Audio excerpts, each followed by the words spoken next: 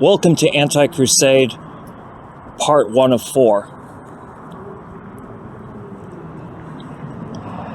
And I've been thinking a lot about the fact that Zionism is a continuation of the Crusades. And in order to get people to understand that, this cannot be just a Jewish thing. There must be a pan-Abrahamic look at the problem at hand.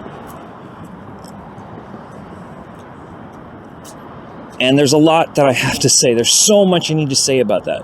But first, let's understand that the Israel versus Palestine problem is not a conflict between Jewish and Muslim. Not at all. And to drive that home, to really bring that to you the way that it should be, one must understand something. Now, I apologize if the video for this is distorted. My video mixer is not the best. I don't know how to slice videos. I always have to get help, and sometimes those who I want to credit wish to remain anonymous. Most people probably know who the person who sliced the videos, because there's going to be a lot of video cuts in here, but I'm not really supposed to say. The person wants to remain anonymous. Sometimes I'll give credit, sometimes I won't. But, you know, I don't know. This person didn't agree to help me with any credits at the beginning. So I want to thank the anonymous editor who helped me slice the videos.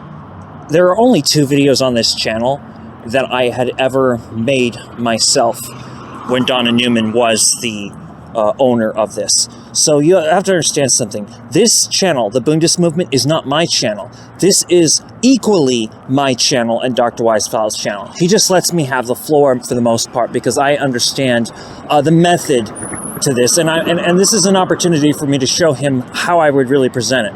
I've had to really deprogram myself from Donna Newman's style that she had me under.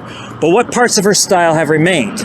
Now, Dr. Weizfeld, while he is not an anarcho-Bundist, he has an actual pact with the anarcho-Bundists. There's a serious disagreement between him and Corporal Cat, but there's one massive alliance that they both hold me under, and that's that don't say Jew, say Jewish. Don't say Jews, say Jewy or Jewish people. And I try my best to keep that. That was something Donna Newman came up with, and it's correct. In fact, this is actually before there was the falling out, back when they were like the biggest pen pals of all time, back in, you know, the years and years ago. When they were true pen pals, Donna Newman and Dr. Weizfeld had come to this kind of concept. I kind of just adopted it. I say personally Jew and Jews, and if you go to the Comrade Net channel, you'll notice that that's the case. I'm just more comfortable with the common vulgarization. However, for this channel, I do follow a certain code, but I have to do it within a style that's organically mine, and that's kind of how you can tell when I'm distinguishing between my opinion and different collective opinions that I facilitate for philosophical, political reasons for this channel. So, one of the things I have to do, this video largely is going to be about, throughout all of its commentary, me trying to explain the difference between the school of thought from mine and that from Dr. Weizfeld's. There's the chairman's school of philosophy for this, and then there's the cleric's school of philosophy for this. And I'm desperately going to think about these things before this video is finished. But by the time it's finished, you're going to be very impressed, I hope, with it. So I will give a disclaimer.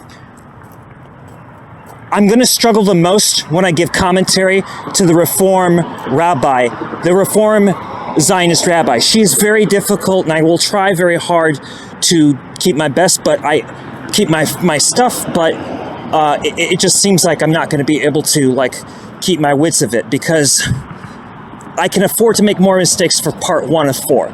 Part 2 of 4, part 3 of part 4, and part 3 of 4, part 2 of 4, part 3 of 4, and part 4 of 4, please forgive me, are going to be a bit more, for lack of a better word, of professional style. I have adopted the position of the late Hannah Toff, fuck professionalism. But she's not the only one that had that position, but I will try to make a professional-like style, for lack of a better word here. But this first one is more of the unhinged. So this video is a bit unhinged, but it's proceeding afterwards. It's afterthought videos. Like, part one of one is a bit unstable because you dive in with the anger. Once you get to the 3 of 4, once you get to 2 of 4, 3 of 4, and 4 of 4, if you can follow what I'm saying, it's going to be a bit more stable. But I have to dive into this because you need to get a hold in your mind, for everybody I take on this journey, that Zionism is the continuation of the Crusades. It is not even Jewish supremacy. And I will try to talk about to everyone what is Jewish supremacy and what is Judean supremacy and what is Zionism, because these three things are not the same thing. Neither of these three are good, by the way. But Judean supremacy and Jewish supremacy are aberrations within Judaism. Zionism is not even an aberration within Judaism. Zionism is a continuation of the Crusades. And the irony is when the Catholics started to regret the Crusades, that's when the Protestants are like, that's the only thing the Catholic Church did right. And so a lot of times when you're dealing with a Catholic, they're not really practicing a very organic Catholicism. They're more actually Protestants in disguise. And that may sound like a bigoted charge, but it's not. To uphold, tolerance to the Protestant corruption is actually bigotry, because Protestant values are colonial. Catholic values by themselves are not exactly colonial, but the tendency for them to go colonial is there. And there's a lot to get into in that. And so if you are a Catholic, this is actually a safe place to watch, despite some criticisms. Because one thing I'll tell you, in the United States of America, which is a terrible country, the only good thing for Jewish people and Catholics is this is the country where we learned reciprocity with one another. This is the only country where that happened. And many of us are coming to, return to an anti-Americanism. While it is a must to be a Jewish anti-Zionist, many Jewish Europeans before coming to the United States of America had warned not to come to the United States of America, and there were a lot of reasons for this. So I hope that rant didn't get you lost, but it's the best way I can do an introduction. I apologize for the bad quality in this mixer, but this came out on November 11th, 2023 from Middle East Eye.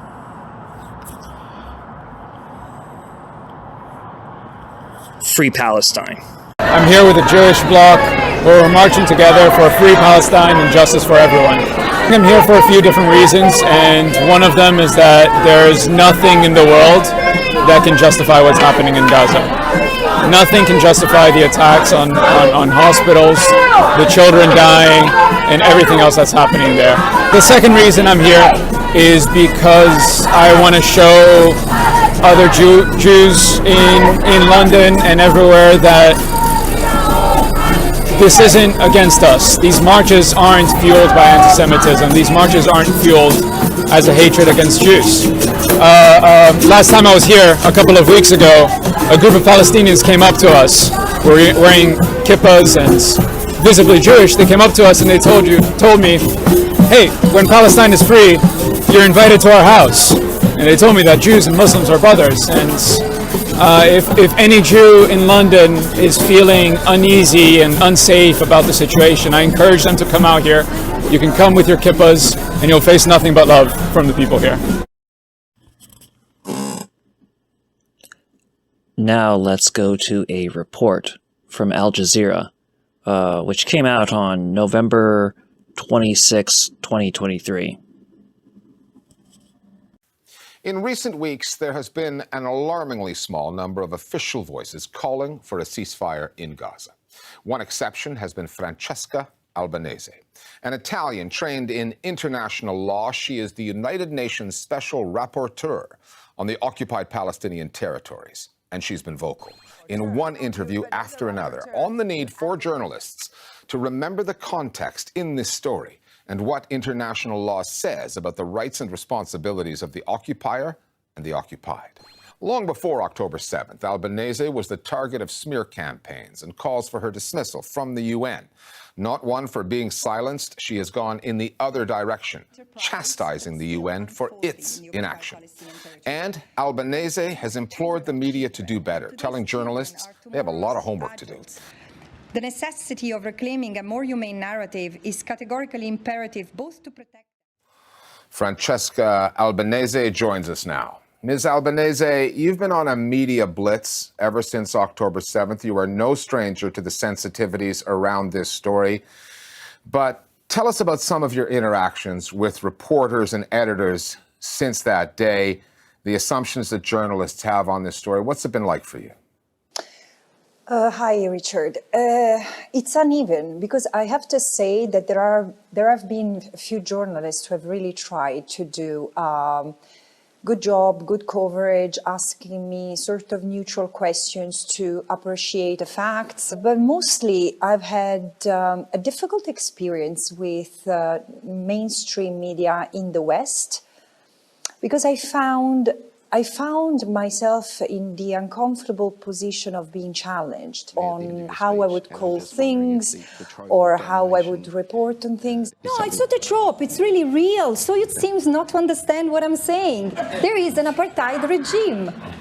No, I'm serious. There is an apartheid regime. It's domination. This is not a trope. This is international law. I mean, it was not my intention to challenge journalists, but it seems that they really wanted to challenge my way of looking at things, which I found disturbing. Because again, excuse me, but I'm here to report on things that I've analyzed, verified, triangulated, and yeah, I found it a bit surprising. That relates to something that you've said about today's political landscape. You say it's marked by historical amnesia, traditional media plays a critical role in that, and that many people are living in an alternative reality. What do you mean exactly by that? Yes, Richard, because this is not just a conflict, and calling it just a conflict is a misnomer, because this is an occupation that has been ongoing for 56 years. So very limited consideration for that, but also very limited consideration for the enduring trauma that also the Palestinians have in themselves, because while there is recognition for the tragedy that the Jewish people have lived through and through across centuries that culminated in the horror of the Holocaust, there is very little recognition of what the Palestinians had endured as a people since 1947. And through the creation of the State of Israel. They were never allowed to come to a closure. And again, this is not about Hamas. This is really the Palestinian as a people, as they try to resist a violent occupation in the occupied Palestinian territory. There is no Hamas military presence in the West Bank and East Jerusalem, and still over 200 people have been killed by soldiers and armed settlers. Do you see any connection to it in mainstream media? I don't think that there is a fair, objective and impartial representation of the relationship between the Israelis and the Palestinians. And the Palestinians are the ones who are blamed and smeared, including when they try to protest in Western Europe or to be in solidarity with the Palestinians in the occupied Palestinian territory. Palestinians have heard the calls, as we have, from Israeli officials and voices in the Israeli media for what amounts to ethnic cleansing of Gaza. As a lawyer, are you surprised by the evidence that they are willingly providing of what appears to be the intent to commit what are, in fact, war crimes? There seems to be this sense of impunity over their words. It's surprising, yes, because the Israelis have never been so explicit in admitting responsibility for specific incidents. One of the things that were absolutely shocking was the bombing of the Jabalia refugee camp, because the Israeli army knew that there were about 400 civilians, Palestinian civilians, including hostages. And nonetheless, the camp was bombed heavily and hundreds of Palestinians were killed, hundreds were injured, and a number of hostages was reportedly killed in that case. So yeah, they've been quite outspoken about their intention, including calling for the erasure of Gaza, the flattening of Gaza. אני חושבת שיש כאן הזדמנות גדולה. אחרי שבעזרת השם ובעזרת צה"ל גם את ח'אן יונס נהפוך למגרש כדורגל. And at the same time, what I found more surprising is the kind of denial, and this is what I call the alternative reality that people live in the West. There are almost 15,000 who have been reportedly killed. and in politicians in the West are still debating whether a permanent ceasefire should take place or not. So yeah, this I find very surprising. We have seen before what happens to people when this fury becomes popular. And this genocidal call that we have heard from politicians and military leaders in Israel is also amplified in various groups in the Israeli society. למחוק את עזה לגמרי, לא להשאיר שם בן אדם אחד, זה פשוט חיות אדם. So in the face of this madness, as someone who has seen genocidal horror happening in other parts of the world, I say it's clear that this is taking the Israeli society to a very dark place, and this is why I say, in the interest of the both Palestinians and the Israelis, this must be stopped.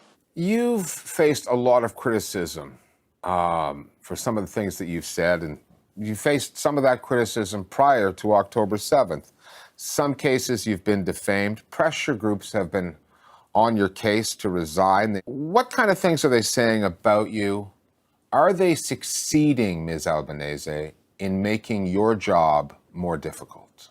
Look, these groups, and they're all connected one way or another because they say exactly the same things that are repeated exactly in the same way, sometimes in the same sequence, over and over. And the accusations against me are that I'm an anti-Semite, that I am pro-Hamas, and I support terrorism. Francesca Albanese is someone who pretends to be neutral. Neither her position nor her own background have anything to do with impartiality. These are false allegations that gives enough to me to take legal action. And it has also happened to my predecessors. Is it succeeding? I don't think so. Because eventually more and more people keep on asking me to speak and to speak out. Wherever I go, speaking to governments or speaking to the media, off record, people know. People tell me or let me understand that the situation is better known than it would seem in the public debate. But there is a lot of censorship and self-censorship because people don't want to be confronted with the allegations I have to face on a daily basis, which in my case don't distract me. I keep focused on what I have to do. But I think that it's necessary to tackle this issue at the global level because it's now also the weaponization of anti-Semitism and the level of smear against anyone who utters a word of criticism against Israel. And everyone who utters a word of solidarity with the Palestinians face such a huge and evil campaign. I also spoke with, human rights defenders in the Pacific Islands, where they say, we face even arrest and detention if we come out and protest in solidarity with the Palestinian people against what's happening in the Gaza Strip. So there is a crushing of freedom of assembly, a crushing of freedom of expression and of the right to protest, that it's absolutely unprecedented at this global level and of this scale. Francesca Albanese, UN Special Rapporteur for the occupied Palestinian territories. You're up against it. We understand you're very busy. We're very grateful for the time that you've made for us today. Thank you, Richard.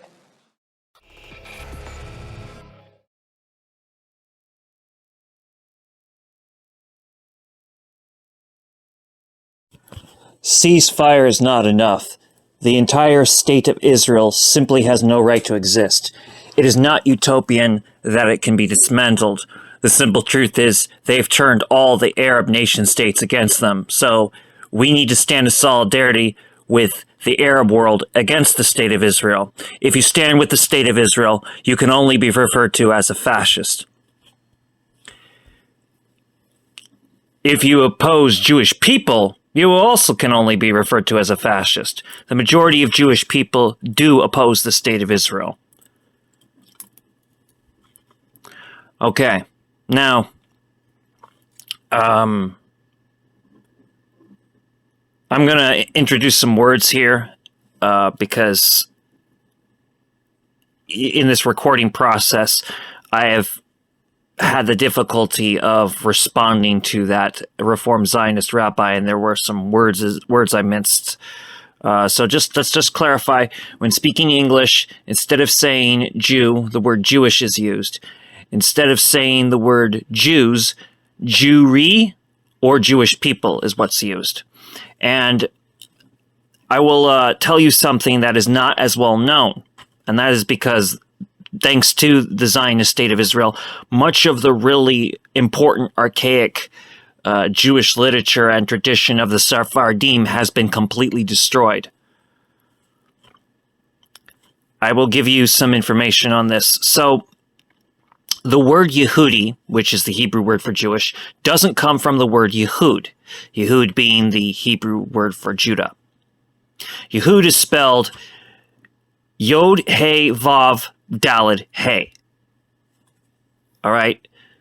So, the word Yehuda actually is a combination of the word Yehud and the forbidden tetragrammaton. The tetragrammaton is forbidden to pronounce or even spell out unless you break it up a certain way so you're not trespassing. This is also why a lot of times when you hear the word Elohim said by several of the ultra-Orthodox, you'll instead hear the word Elohim.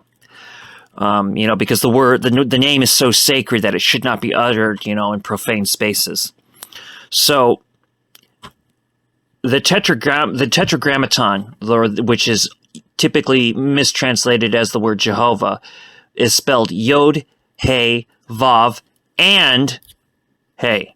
Notice I put the and in there to break it up. The safe way to pronounce it before we used the term Adonai as a substitute and Hashem as a substitute, the substitute term was actually Yehud, an exclusively oral term, not a written term. Yehud is spelled Yod, He, Vav, Daled. And as for somebody who's of the tribe of Judah, the term for the tribe of Judah would not be Yehudi, that's Jewish. The term for someone of the tribe of Judah is actually Yehudahi, which is spelled Yod, He, Vav, Daled, He, Yod. And one of the things that's very important is to understand is that the Greek words, a lot of Greek words are adopted in Jewish terminology, such as the term Sanhedrin or patriarch. These are words that are Greek in origin, but that are adopted in Jewish terms, in Jewish language, which you can see throughout Jewish literature in this way, much of which survives, much of which has been destroyed by the Zionists. And yes, since 1948, there has been a campaign to destroy a great deal of the Sephardi and Mizrahi legacy, and this has been quite successful. This means that, yes, it means that the religious Ashkenazim have actually, what they've preserved becomes a national treasure for the entire Jewish people. Judea in Hebrew, now I remind you, they don't distinguish between Judah and Judea in Arabic. Sorry, not in Arabic, in Greek so far as I know. But in Hebrew, the proper term for Judea in Hebrew is actually Yehudiya. And that is spelled Yod, He, Vav, Daled, Yod, Aleph. Now, Judean, okay, would not be spelled how you probably would assume. In Hebrew, that word is spelled Yod, He, Vav, Daled, Nun, because in Hebrew it's Yehudan.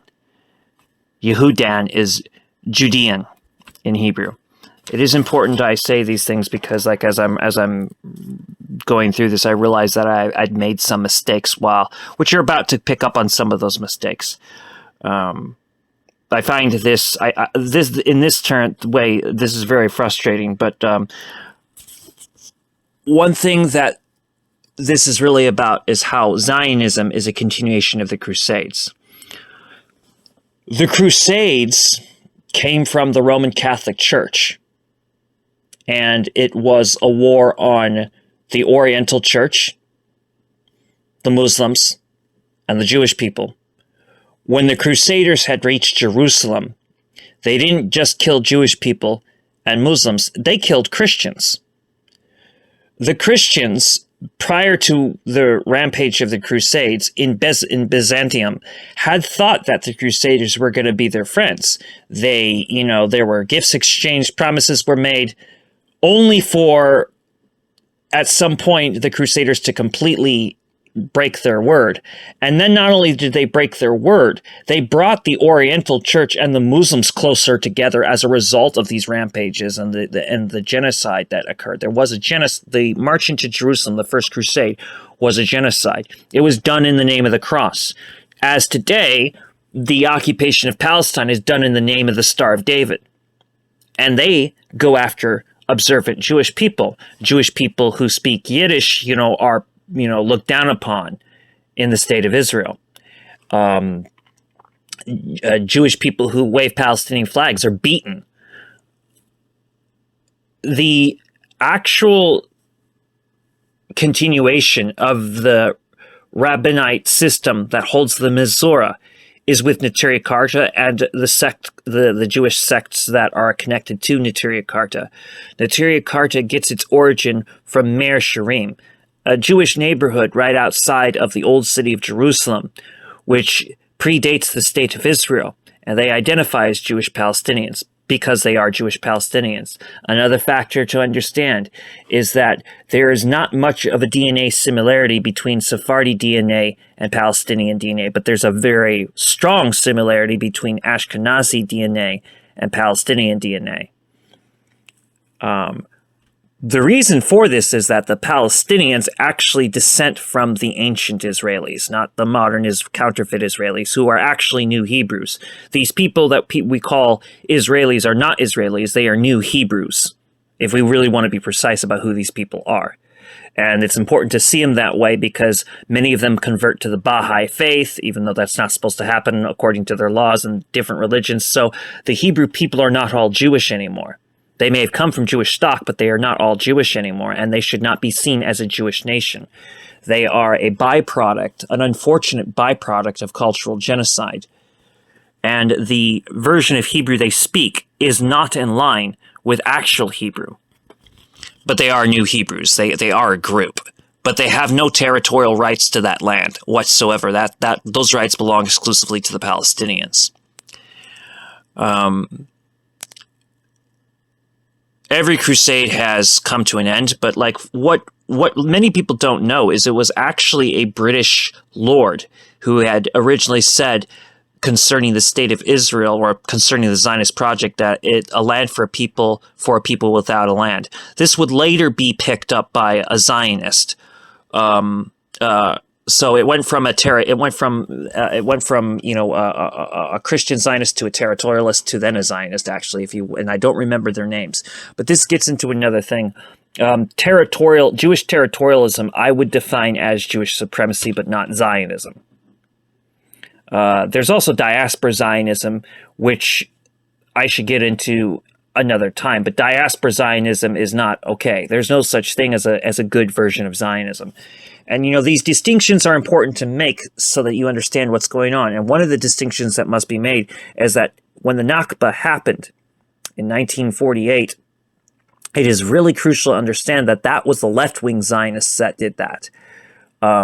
Because left-wing Zionists are just as far-right as any kind of Zionist. There's no such thing as a left-wing Zionist. There's no such thing as a center-right Zionist. All Zionists are far-right, every single one of them.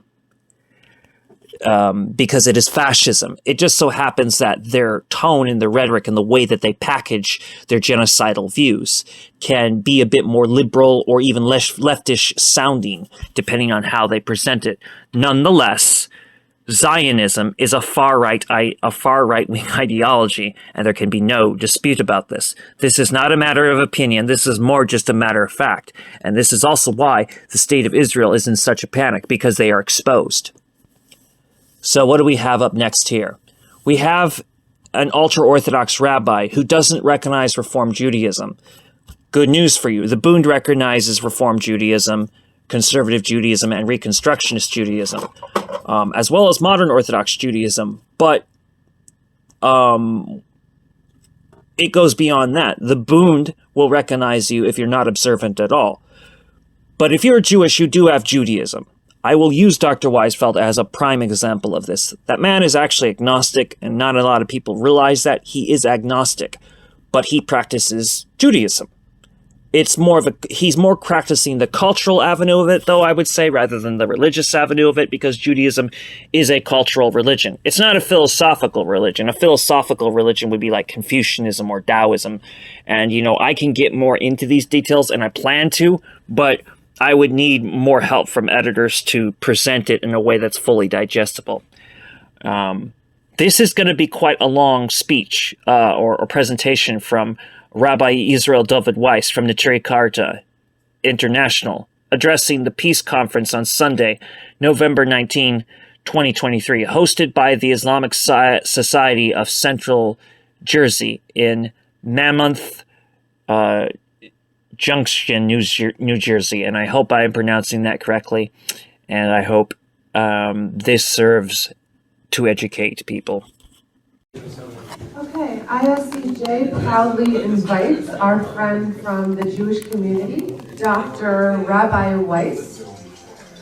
His topic will be peace in Judaism. And we welcome him, and we look forward to hearing his words to contribute to today's Interfaith Peace Conference. Thank you for coming.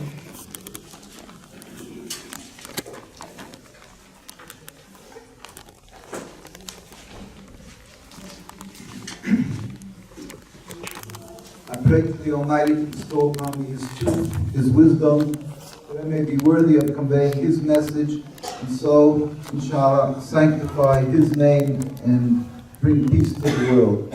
Assalamu alaikum.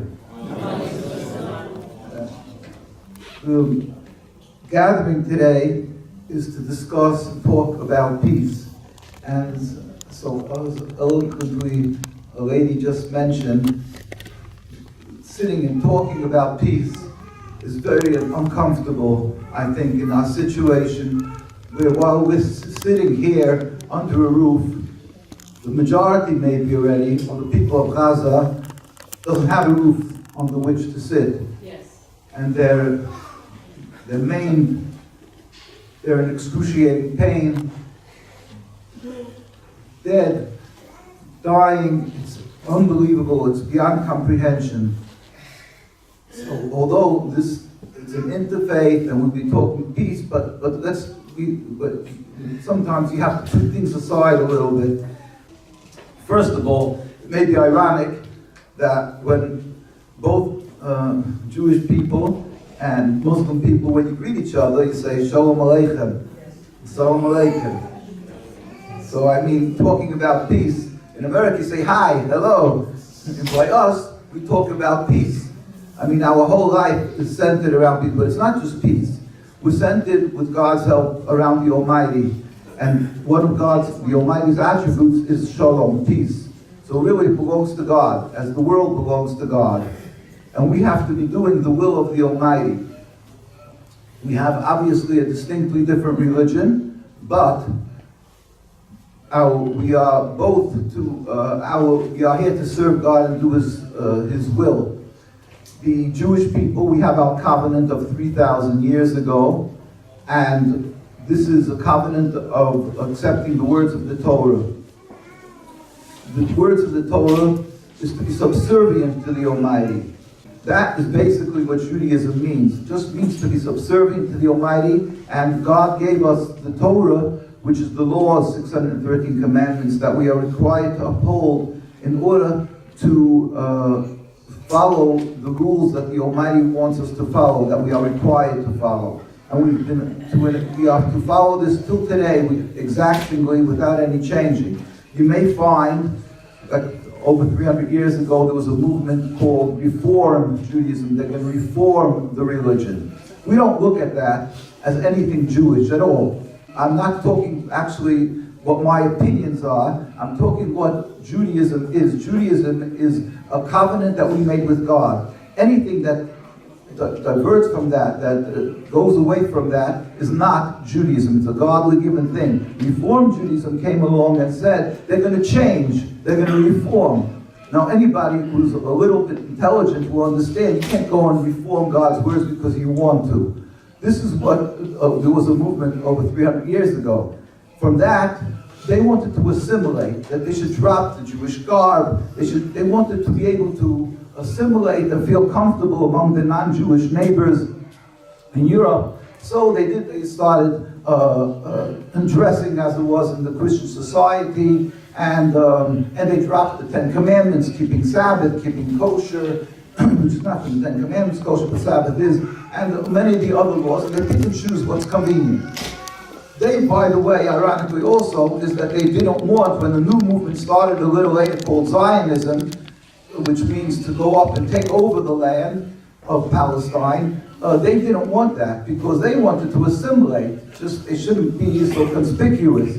Well, later, their children already, and grandchildren mostly coming from non-religious Jews, Jews who dropped their religion, as Reformed Jews did, they came along and said, hey, it's not working. They were still hated as Jews. People still say, you dirty Jew, and they would go to the bar and get drunk and start spewing anti-Semitism. Basically, they came along and they said, we don't like this idea of assimilating, it's not working. Maybe it was just an excuse, or it was just simply they had a plan. They wanted to create a sovereignty, a nationhood, a nationalist concept. This was a mere 150 years ago. Now remember, we have a covenant that's 3,000 years.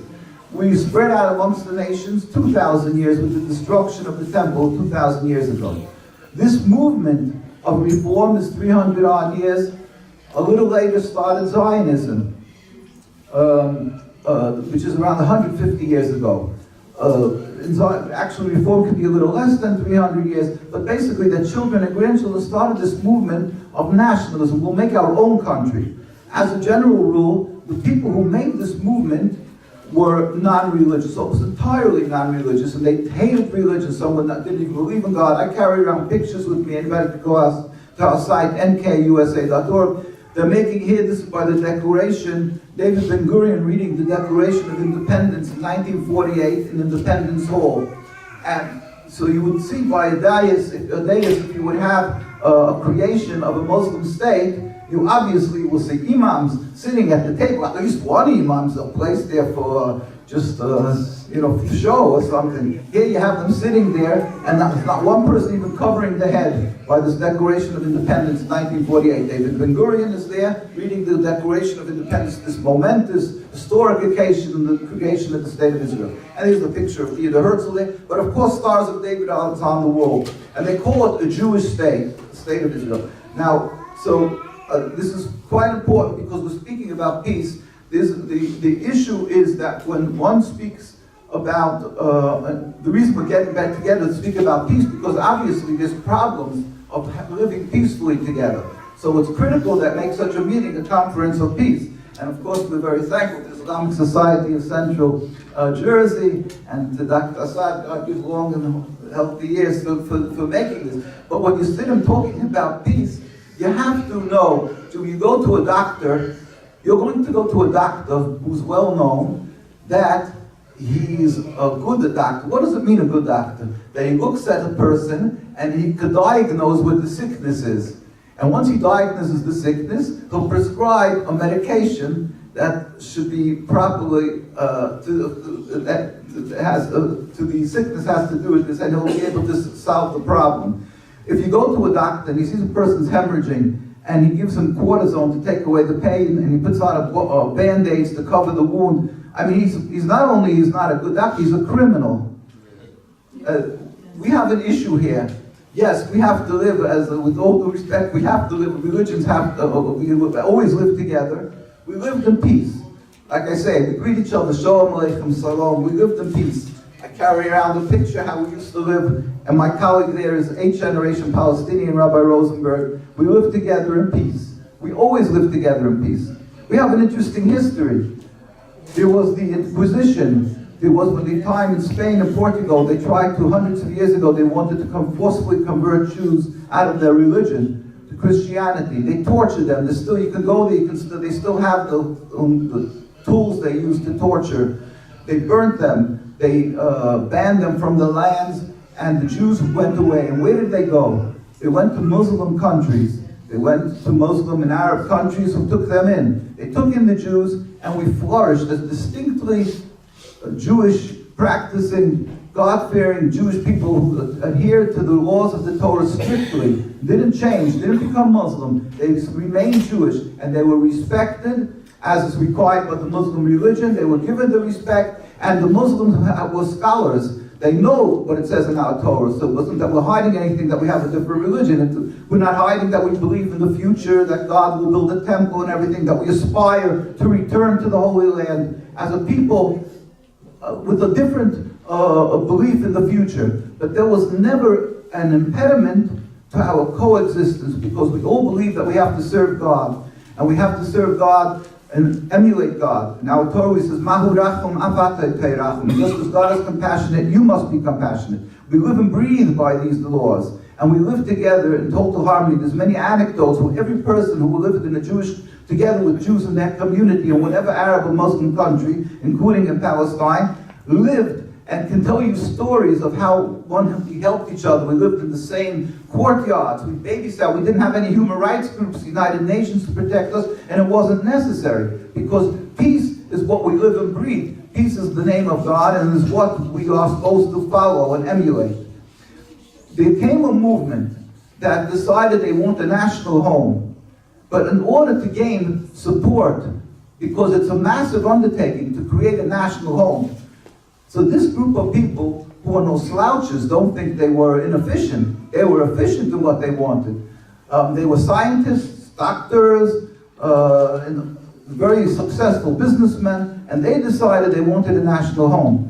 So to do that, they were really thinking of making their national home in Uganda, in Patagonia, lush lands, productive lands. In those days, it was before internet and all technology. If you want to create a good country, you would go to a lush and productive land. But then they sat down, they had a meeting in 1890s in Basel, Switzerland, and they said, look, where should we make this country? And they said, well, we'll go to Palestine. But Palestine isn't such a productive and good land to create it. But they said, wait, but here we'll be able to turn around and say to the whole world, to evangelistic Christians who say the children of Israel, the land of Israel, we'll get their support. We'll get to the many, unfortunately, Jews who dropped their religion already at 2 generations, and they're just reformed. They don't even know what the Torah says. They don't know what the Torah requires, or if they do know, they don't feel obligated by the Torah anymore, by our covenant with God.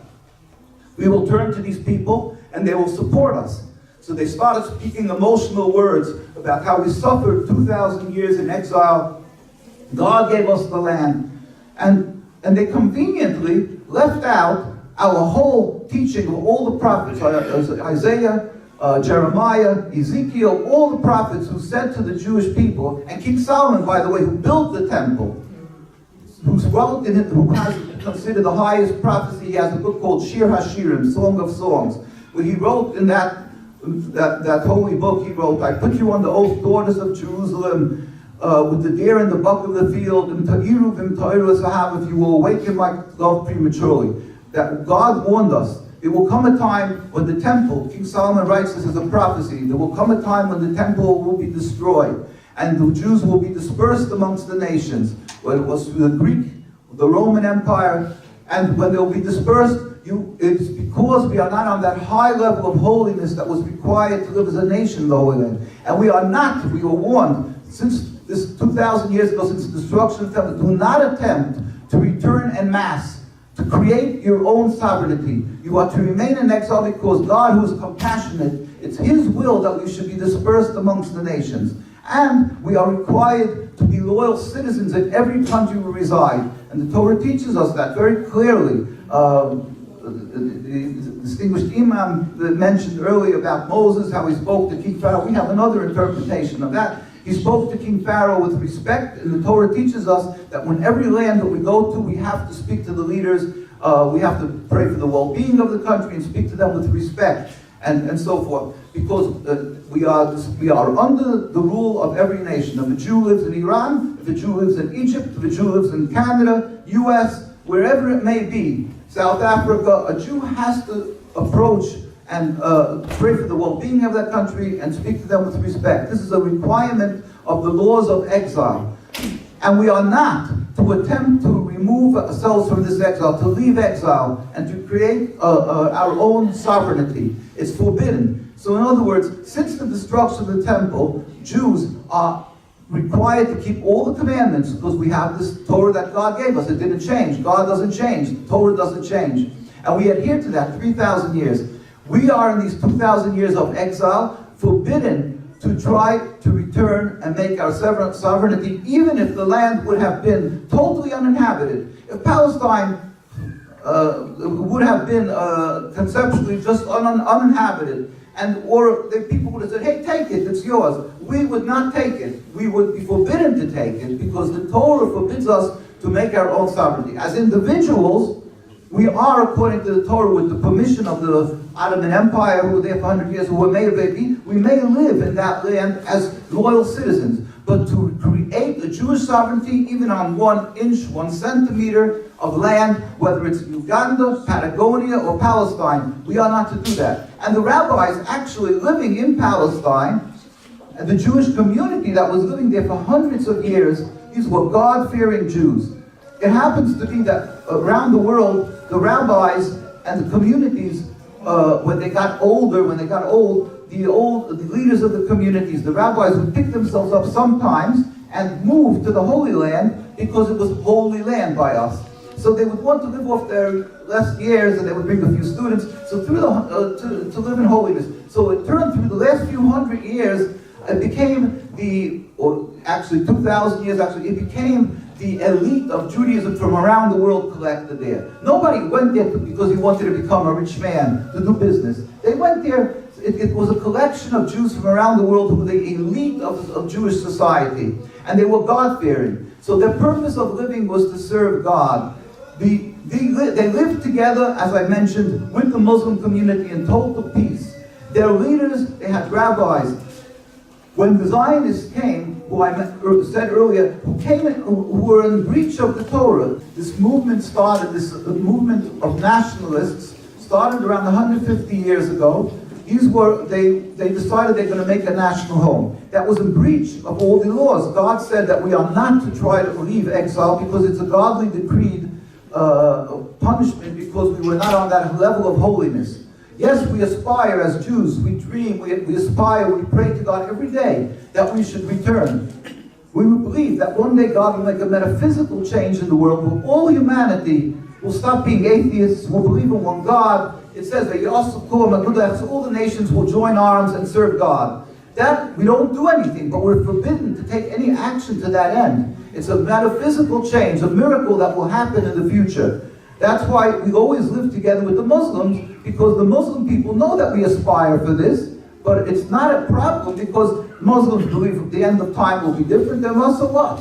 What's the difference? Whatever will happen, Muslims say it will happen like they, we say it will happen like we believe. But what it is that we believe God Himself, without any human intervention, will bring about this miraculous change in the world. Till that day, we have to be pious individuals, serve God, and that's what we did. We lived in all these countries, and I said, in Palestine, we lived as a tremendously high level of pious, of God-fearing people. And in fact, so when the Zionists came from Europe with their national aspirations to create their land, the rabbis in Palestine stood up and said, God forbid, what are you doing? We're not allowed to leave exile. And certainly, if you want to make your state, but where? In a home that's inhabited by people, you're going to breathe. What about the laws of not to kill and not to steal? What about all the Jewish laws that says that you have to have compassion?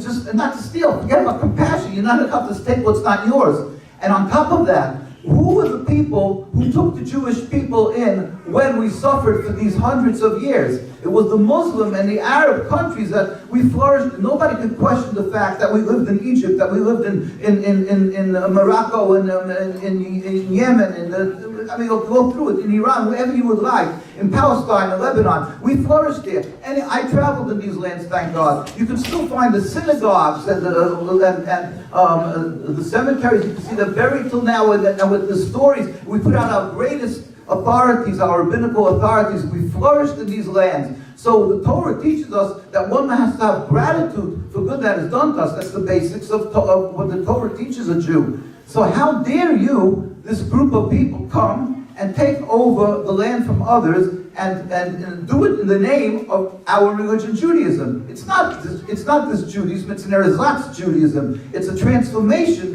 from godliness, from subservience to God, to nationalism. And all the rabbis around the world, we put out a book called The Rabbis Speak Out. It's a compilation of the leading rabbis, the authorities from every country around the world, who all stood in opposition and said, no, this is not acceptable, this is not Judaism. It's just like Reform Judaism. You're going to change God's teachings? Who are you? What are you? Where do you come to speak about God's teachings?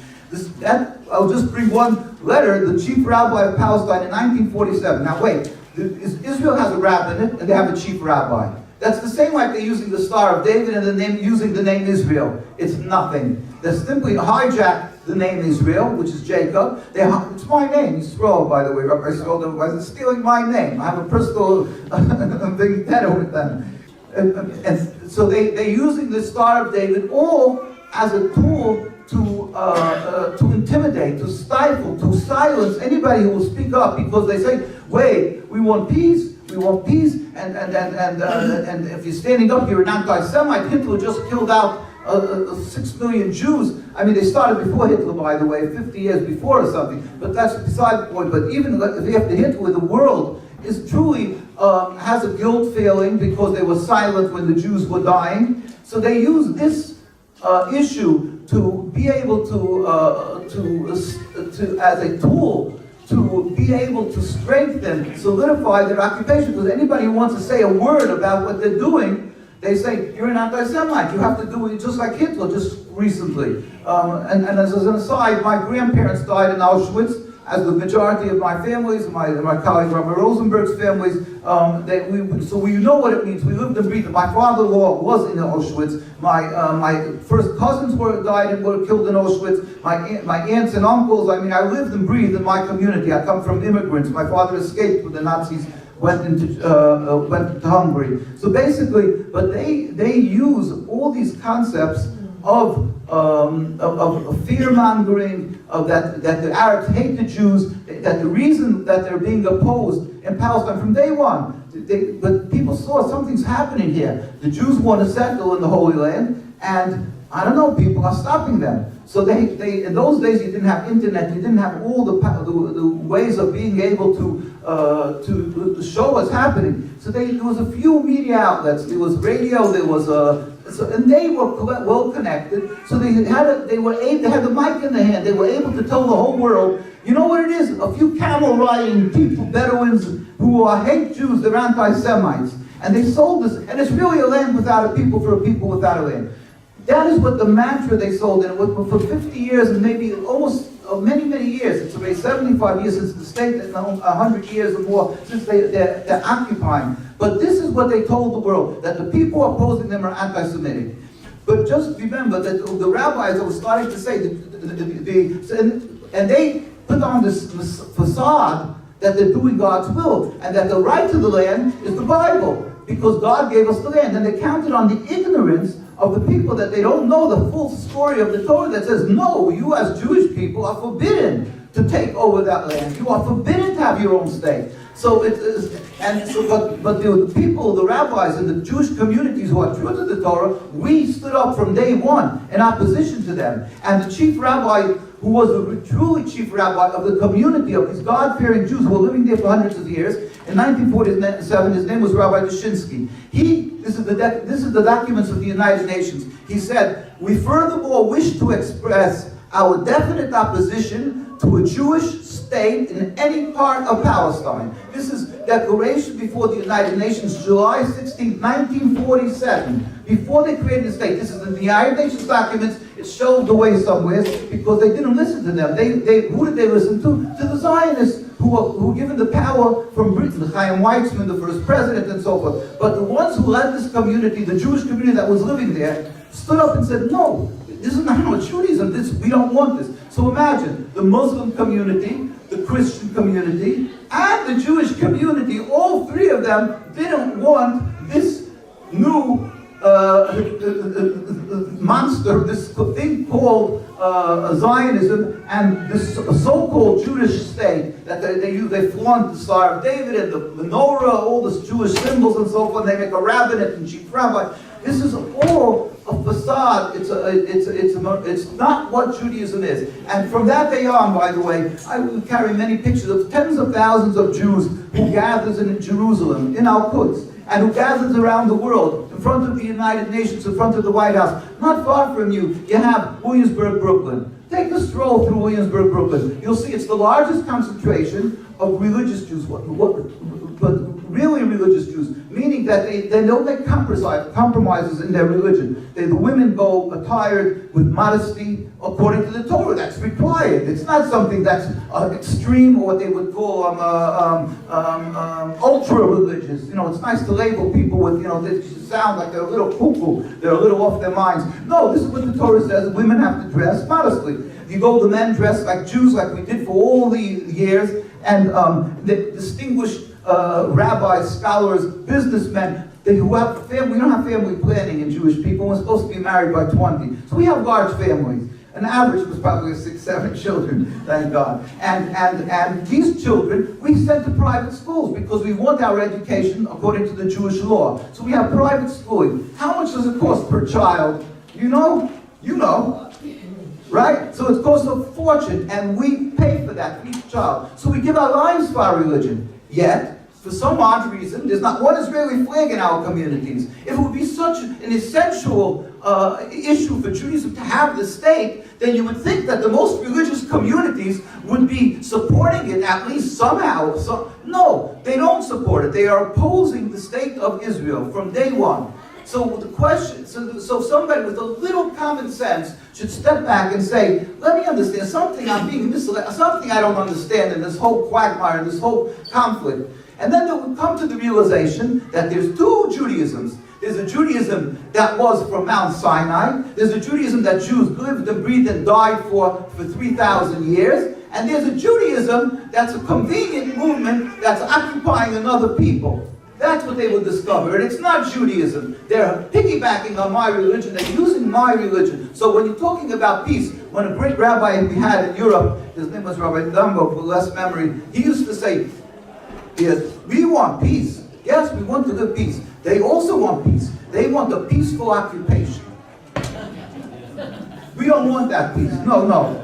We want what it means, peace, shalom, godliness. We want that peace. And you should know, I mean, you look at pictures, you wouldn't believe, it's beyond words. The Jews are, first of all, every boy and girl who turns 17 becomes a criminal, because they refuse to serve in the mandatory service in the IDF. So our communities, they can't travel, they can't go, they can't come. You see the rest, boys and girls here. Then you can see how they're brutally beaten day and night. Every single, this is going on for 75 years, the religious community. If this would happen once in New Jersey, boy, you would have Netanyahu on a plane, demanding restitution for the state of Israel first, of course, and condemning the whole United States as being anti-Semitic.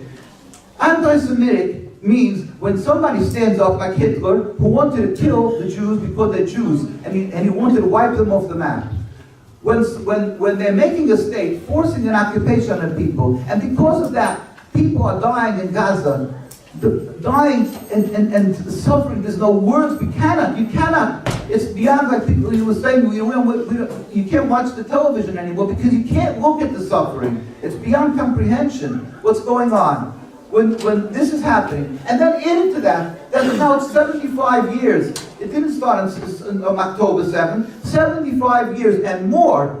There was their Yassin, and we can go back before they started. They started to come up and started with this plan to take over the land. People started being killed, and the ones who fell into the prey to Zionism, who went along with Zionism, they also died. So you're having thousands and thousands and tens of thousands of people, mostly Muslims and Christians, and also Jews, who died for this purpose. Who is anti-Semitic?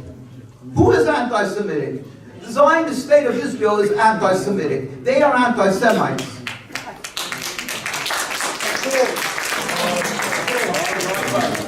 So when they come and they accuse everybody of being when they come and they accuse everybody of anti-Semitic, it means nothing. You find the apartheid went along on its merry way, and they were a member of the United Nations. Their ambassadors was called His Excellency. There's everybody, and anybody who stood up against it was a criminal, was a terrorist. Yeah, but at the end of the day today, if anybody would stand up and say, I have a great plan of making an apartheid state, they would rush I don't know where. We were off the stage, right? I mean, and any child will tell you that that can't be probable, it can't be understood. Now tell me something, did they consider themselves religious people in South Africa? They did. They were people who considered themselves religious people who believed in a God. And yet they practiced apartheid.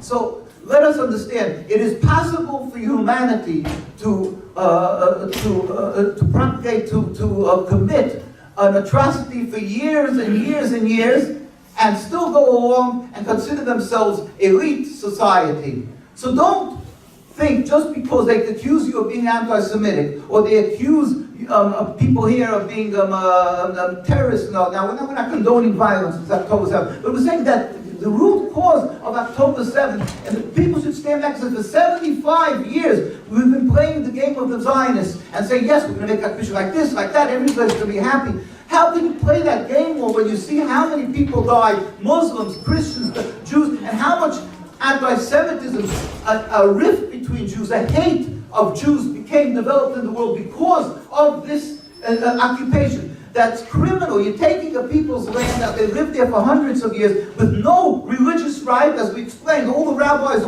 said this is not Judaism. Because they decided to have a selfish, flawed goal to have the land. We cannot stand by silently. So everybody, let me just say, and I'll finish with this. We have to pray to the Almighty, because the Almighty is almighty.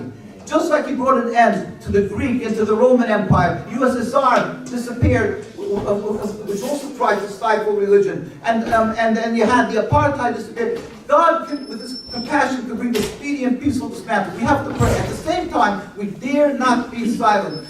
Of every minute, and if you have somebody, a relative, a friend, or somebody who used to be a friend, or whatever it may be, contact them, who you feel who has power, who has some influence on the powers that can do something to help the people of Gaza. Also, they should just know that we are crying for them, that we are hurting for them.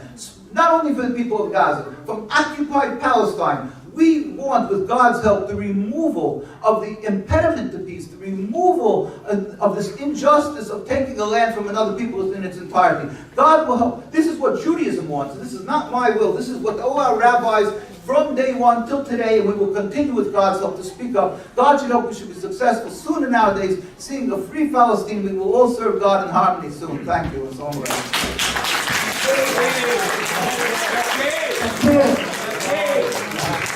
Let me just say here a few words. Just a minute. You know what happened?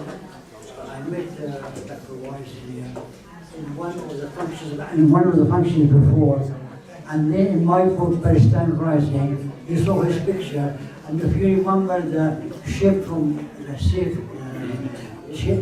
which came from Turkey, now he went and he embraced the man who was in the hospital. That's how much Dr. Weiss is. Okay? Now I didn't pause here just 1 minute. Really, we have a hadith. It says, hadith, the Prophet says, من لا يشكر الله من لا يشكر الناس لا يشكر الله. The one who does not thank the people who good, he does not thank God. And I am just want to say here that just a logistic note. I want to. I do recall something significant, which I must bring up here in order to further the context of what's coming next.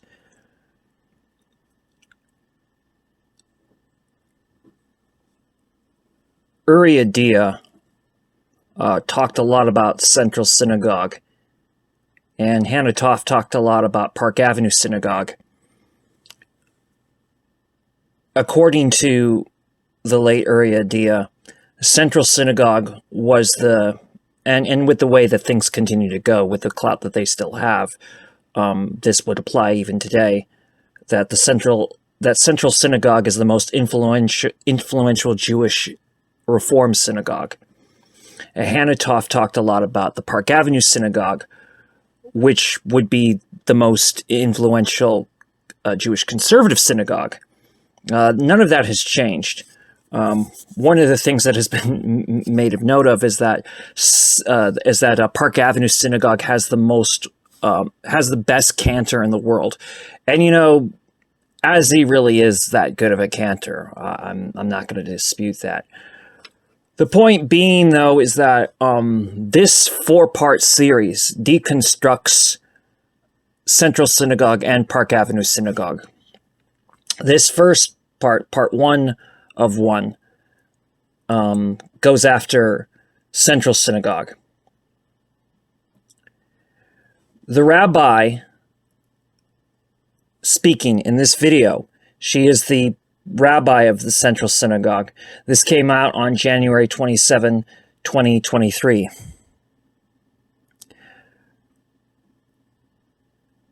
And,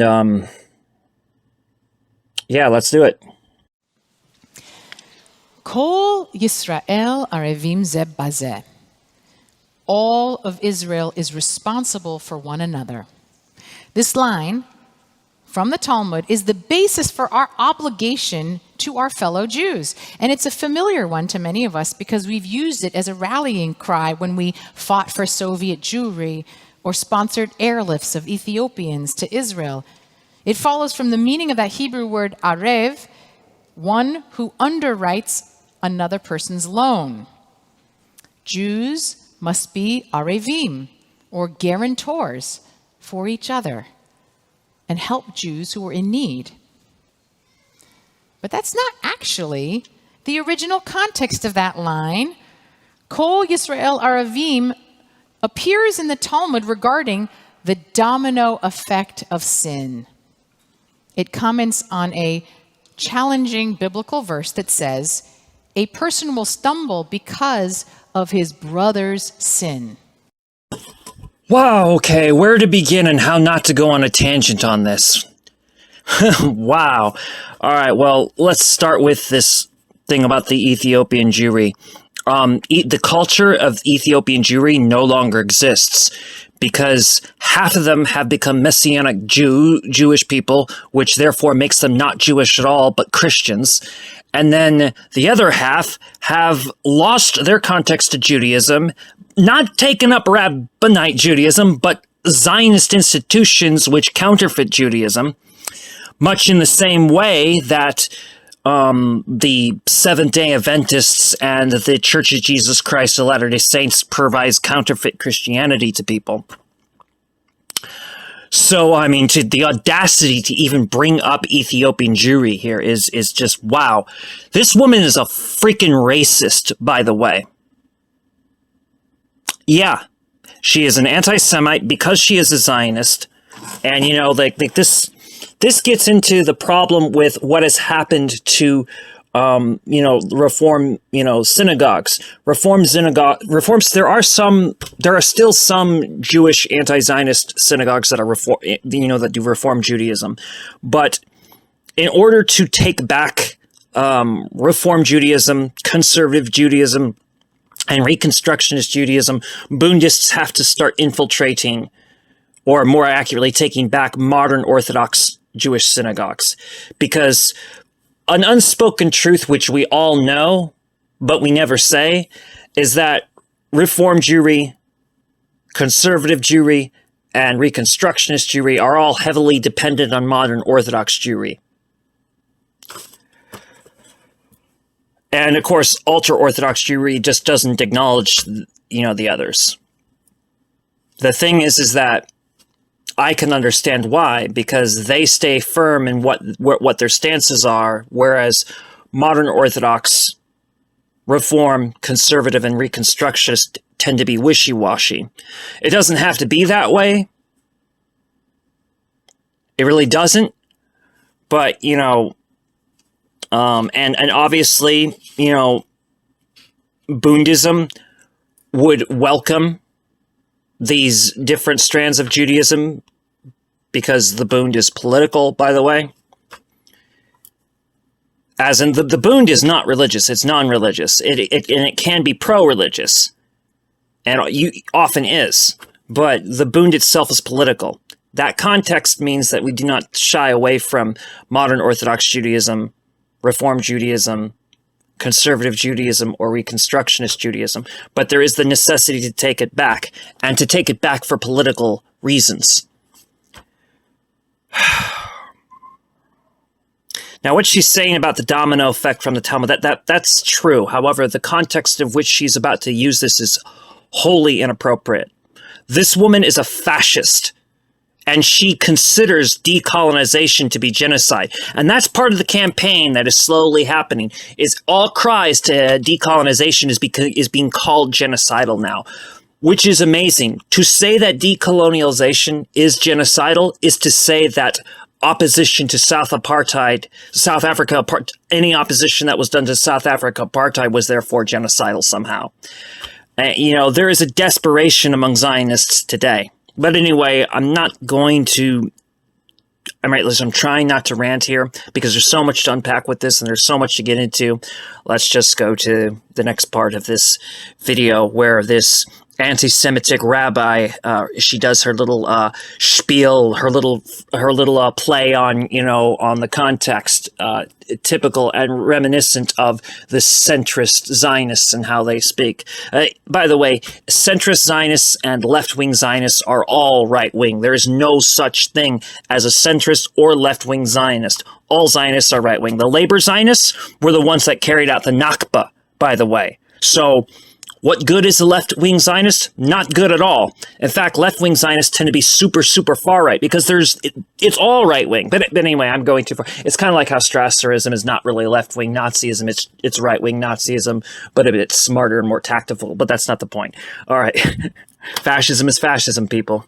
And here, the word arevim is best translated from the Hebrew word me'urav, or mixture.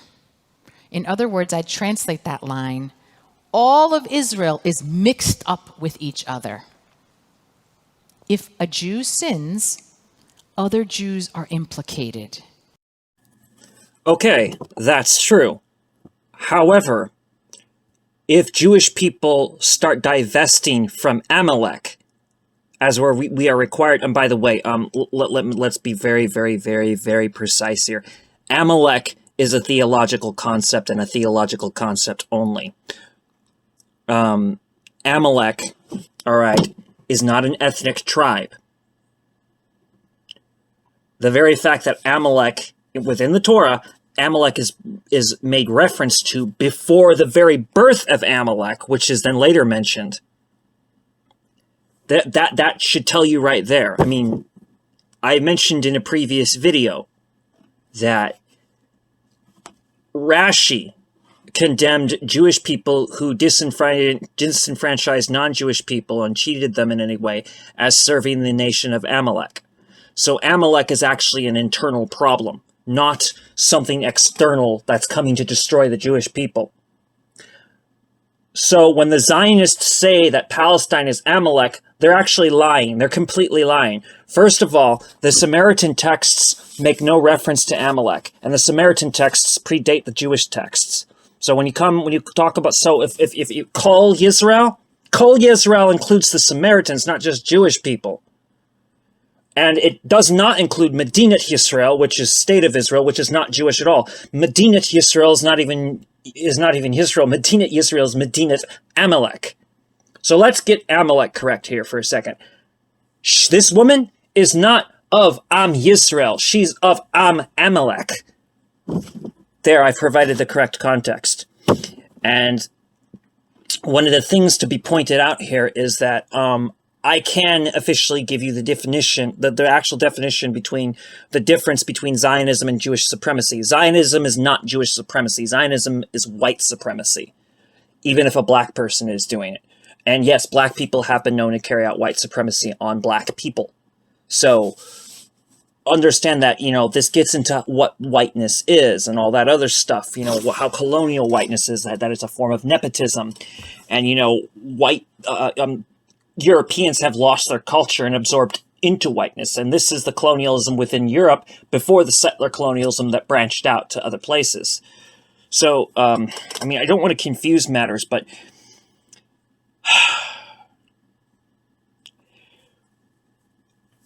we are responsible for what we do. However, when we are outcrying and telling the truth, as we have for decades now, that the state of Israel not only does not speak for us, it was built against our cries to the contrary. There is something there's a book that Rabbi Weiss, has expressed, and anybody who views this channel should be aware of this by now. As was shown in the beginning of this video, the rabbis speak out.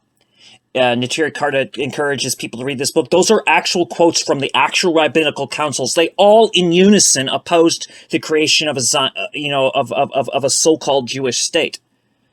So the way you have to understand is Zionism is not a Jewish issue, but there is a collective Jewish responsibility to oppose it. Now, in that context, what should be understood is this bitch should speak for herself. She is implicated. I'm not implicated, and neither are any of my Jewish friends or family or any of us. We are not implicated with her. We merely have the obligation to oppose Zionism, which includes her. All Zionists, which include her. So when she's saying, Kol Yisrael, what she really is saying is Kol Amalek. Because she's not part of Am Yisrael, she's part of Am Amalek. Anyway, I just I had to get that out there. Oh man, this is going to be quite the video. I mean, how are we doing so far? I don't know. That'll be up to people's own opinion. But like this woman and the lies that she says, they must be deconstructed. All right, let's continue with the Shishka that pretends to be Jewish. We are all responsible. This Jewish value of kinship and responsibility is at the core of the heightened struggle that many American Jews are feeling today when it comes to our relationship with Israel. How much are we mixed up with or responsible for our symbolic and literal family? I have no family in the Zionist state, and a great many Jewish people within the United States and Canada do have a family within the Zionist state, and that family has disowned them, and they've disowned that family. And while that is not always the case, that is more the case than is allowed to be said. I say is allowed to be said because it should be apparent at this point that the Bundes movement is actually here to combat the censorship, which is being made more and more apparent.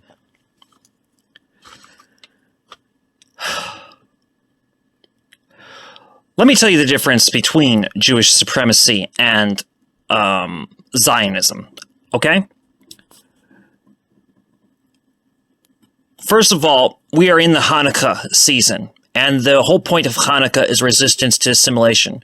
What the Maccabees did by reclaiming Judea and giving it back to the Jewish Judeans and opposing the Hellenized Judeans, that was a good thing. That was perfectly necessary.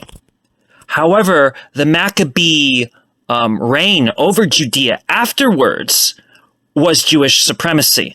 And the reason why we know this is because Edom, that's basically the Edomites, and if you know, to put some context, Israelites, Edomites. Israelites are from Jacob, Edomites are from Esau, okay? The Edomites were forced to convert to Judaism. This is Jewish supremacy, okay? It's one of the reasons why we don't proselytize anymore. So, you want to know the difference between Zionism and Jewish supremacy? I just provided one. Now, some would say Ezra was doing Jewish supremacy. No, he wasn't. Ezra did Judean supremacy, which I actually do believe was a good thing back in those days, and Dr. Weizfeld completely disagrees. Now, to be fair, one of the primary reasons, and I need to be fair about this because it's not so much that Dr. Weizfeld doesn't have an argument in this area, he does, and I like to provide both sides of the argument because that is the Jewish thing to do. This can be viewed with the way the people works. All right, so Dr. Weizfeld cringes at the concept of Ezra because Ezra was the one that started what we know today as the Jewish texts. The addition to Amalek is in there, and Dr. Weizfeld perceives this as a way to excuse genocide. I don't see it that way. However, it cannot be watered down the fact that that's when the descendants of Judea started to look at the Samaritans as not part of the same Am Yisrael, and that's a mistake. Now, anybody that knows who I am knows that I constantly defend the Talmud, because if you take the Talmud away from Jewish people, you end up with Zionism typically. That's why Chariot Judaism is not Judaism, despite what the Rambam said. And by the way, it is okay to disagree with the Rambam. What do you think the Zohar is about? The Zohar, humane. Rambam, kind of pretentious. Now, at the same time, I will make it clear that the Rambam was a good scholar, and he is kosher to read, but so is the Zohar. So, like, I'm slightly giving a slant to my opinion, but I'm trying to show you the other side of it. The point being, though, is that Ezra was not even a Jewish supremacist. He was a Judean supremacist, and that was the period of Judean supremacy for the sake of the Judeans. But starting from there, not the Talmud, starting from there, that's where this disenfranchisement against the Samaritans starts. It doesn't start in the Talmud. So you can't say the Talmud is inherently anti-Samaritan, because it's not. However, the hangover remains in the Talmud to disenfranchise the Samaritans. Which is not good, but this is also why I believe Orthodox Judaism, by the way, is more of a multiple choice religion. A good example of that is Ashkenazim traditionally in the Orthodox circles won't let you have rice on Pesach. By the way, Pesach is Hebrew for Passover. They won't let you have rice. In Sephardim, we do typically have rice on Pesach. There are reasons. I've mentioned the reasons before. I don't want to get into it because I think I'm taking up too much time here. But the point being is that's a clear difference within the Orthodox. Okay? Now, I have my own project for Orthodox Judaism, which I cannot do right now. The reason is because I'm still wrapped up with the Bund. I cannot be both a Bundist and somebody providing solutions for Orthodox Judaism at the same time. That could be considered a conflict of interest on the religious side. So while I have my own ideas for Orthodox Judaism, they are primarily suspended as long as I'm working as an activist for the Bund, which I still am, and I will be until my work is done, because I have a lot of promises that I have to keep. Promises I've made to Dr. Weizfeld, promises I've made to Maoists, promises I've made to anarchists, promises I've made to other Jewish people, promises I've made to recovering drug addicts, by the way. Promises that some of Dr. Weizfeld's friends don't know that I even made to them, because I didn't actually directly promise them, but I told myself I'm going to do this for them, because there is something I want to do for Dr. Weizfeld's friends / extended family in Nablus, and I will be working on. I've been working on that soon, so I have to handle all of that before I work on my own project for Orthodox Judaism. Which, to work on that project for Orthodox Judaism, I have to retire from the Bund, which I cannot do at this time. One of the reasons why it's so important, however, to understand these things is because this woman here, she's twisting things, and she's doing it deliberately. I don't believe for 1 second that she's just badly cultured. No, she clearly knows her Hebrew. She won't use any Yiddish, though, and Reform, while Reform is no longer exclusively Ashkenazi, because there's actually quite a few Mizrahim who are Reform. Reform was an Ashkenazi movement in its origins, and you never see her really use Yiddish that much. I mean, maybe once or twice, maybe she has. I really don't like to watch stuff on Central Synagogue. I do sometimes, but I find it harder to watch her than to watch the rabbi on Park Avenue Synagogue. While I would say that he is guilty of the same things she is, she's harder to watch. The hypocrisy of Central Synagogue is extreme. For one thing, they claim equality of the sexes, male and female. And yet, if you look at the mannerisms of their cantors and some of their male members, in leadership, they sit like cowboys with their legs open and everything, and the women have their legs closed, in modesty. I appreciate that because I would rather personally, coming from an Orthodox background, see women having their legs closed. But I have to admit that I've had to keep my legs closed when sitting down, because if women are of the position of having an egalitarian position, it's best to respect them, because, even if you believe in traditional roles, there can be no denial that there has been abuse by males. But the point I'm making is the Central Synagogue preaches some sort of egalitarian equality between men and women, which they do not practice. And this woman, should be like chastising the men in her congregation, but she never does. Because really, she's a front for male chauvinists. Yes, I am making that charge. I don't need to prove that charge. This is common knowledge to anybody who's ever been around these congregations. This is a systemic issue within Reform Judaism. They do not tell you the difference between Zionism and Jewish supremacy because they don't even want to acknowledge that Zionism is formed, because then they would have to admit that they're heretics. Anyway, that was quite the rampage of words I just used. But these things have to be said. So we're going to go now to the next clip of this heretic, this anti-Semite pretending to be Jewish. Even if her mother was Jewish, that doesn't make her Jewish. She's divested. She's Amalek, not Yisrael. An ocean away.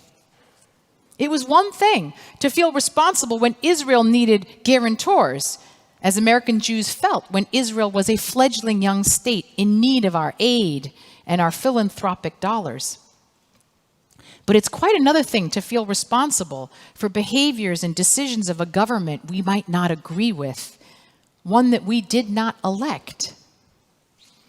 And this is all coming to a potential boiling point as Israel recently elected its most far right-wing government in its history, one that has placed religious extremists and ultranationalists in positions of leadership, who are unabashedly racist against Palestinians, who discriminate against the LGBTQ community, who believe Reform Jews are ruining Judaism, who plan continued annexation of West Bank settlements, who are legislating overrides of Supreme Court decisions, and they're doing this all in the name of Judaism. In a moment like this, it is particularly tempting to wash our hands of this government, to turn away from Israel, and many are. A conservative colleague and lifelong Zionist publicly wrote recently about why he will no longer offer the prayer for the state of Israel in his synagogue. Abe Foxman, who in his decades leading the ADL was chief bulldog on behalf of Israel, said most recently, "If Israel ceases to be an open democracy, I will not be able to support it." I remember the article with A.B. Foxman, for the first time ever being kind of critical of Israel, the state of Israel. I don't like to call the state of Israel Israel. I don't like doing that. That is one of the worst things about the state of Israel, is that it's called Israel, when Israel is the collectivity of the Jewish people as a whole.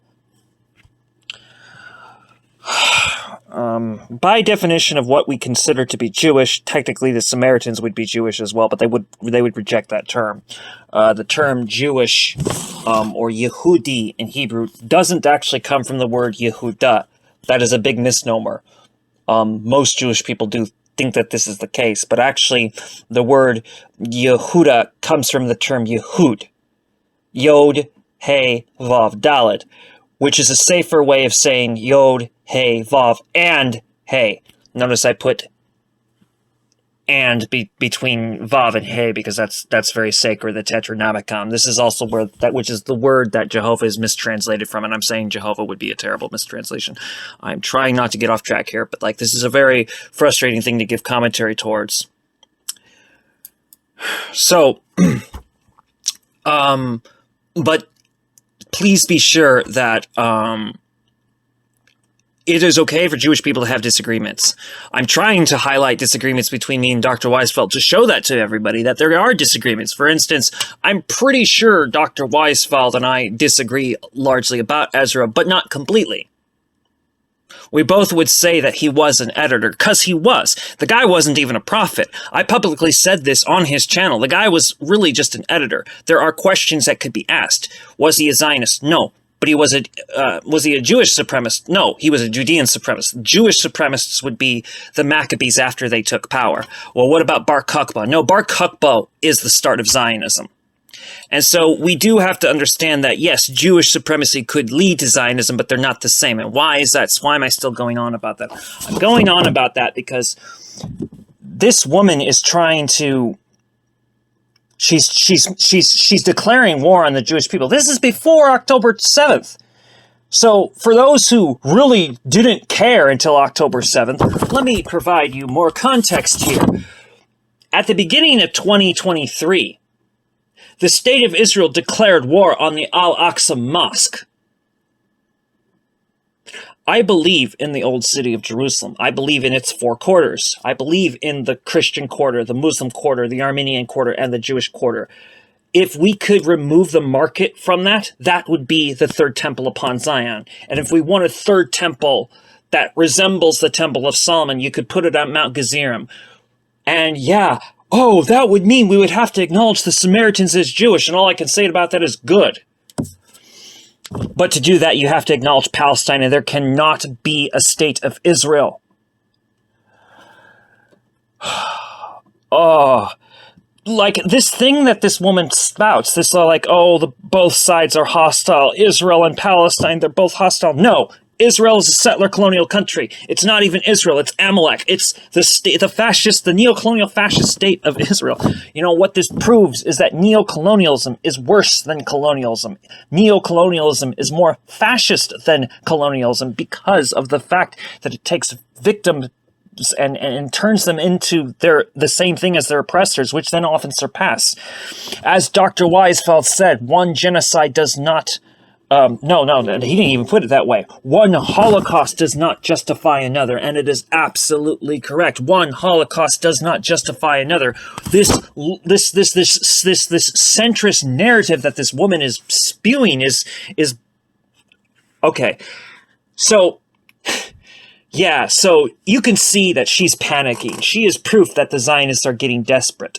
The thing that one must understand about the common Zionist within the United States, I wouldn't be so sure about the ones in Canada, but the ones in the United States, the common trend among the Zionists within the United States that go to Reform, Conservative, and Reconstructionist synagogues, the common trend you'll see is a sort of, we want a two-state solution, and there's extremist Israelis and extremist Palestinians, when it's like, no, there's desperate measures.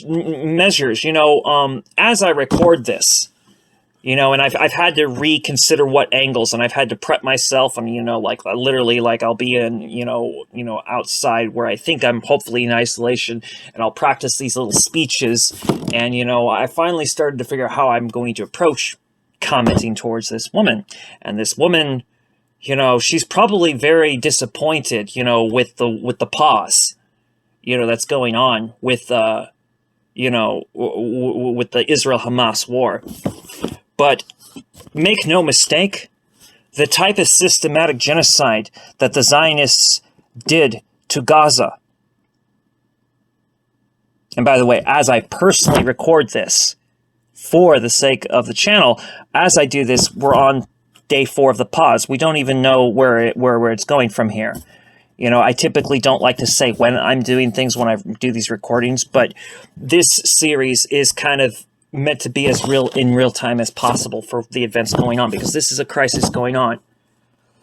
You know, we talk about, oh, we support, you know, the oppressed, but as we're saying that, understand that right now there are people dying. Right now there are people being murdered because of a fascist, racist, colonial ideology. Right now there are children who are dead, children who are dying, children who have been decapitated because of the state of Israel.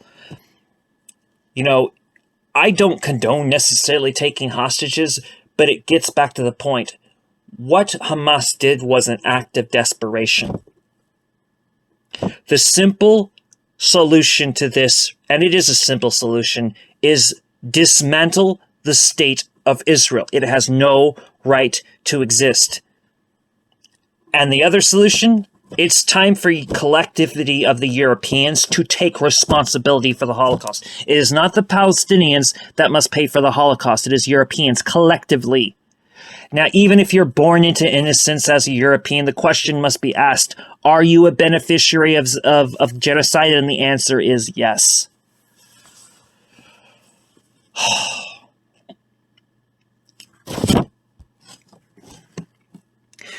So I'm going to continue to go. It's so hard to condense these thoughts down.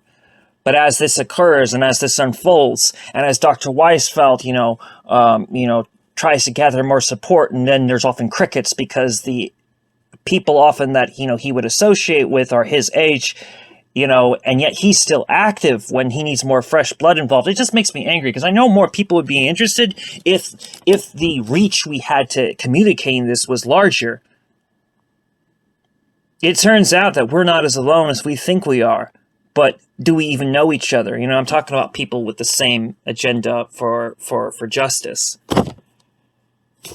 I see these as principled protests, but they threaten a detachment that we cannot afford.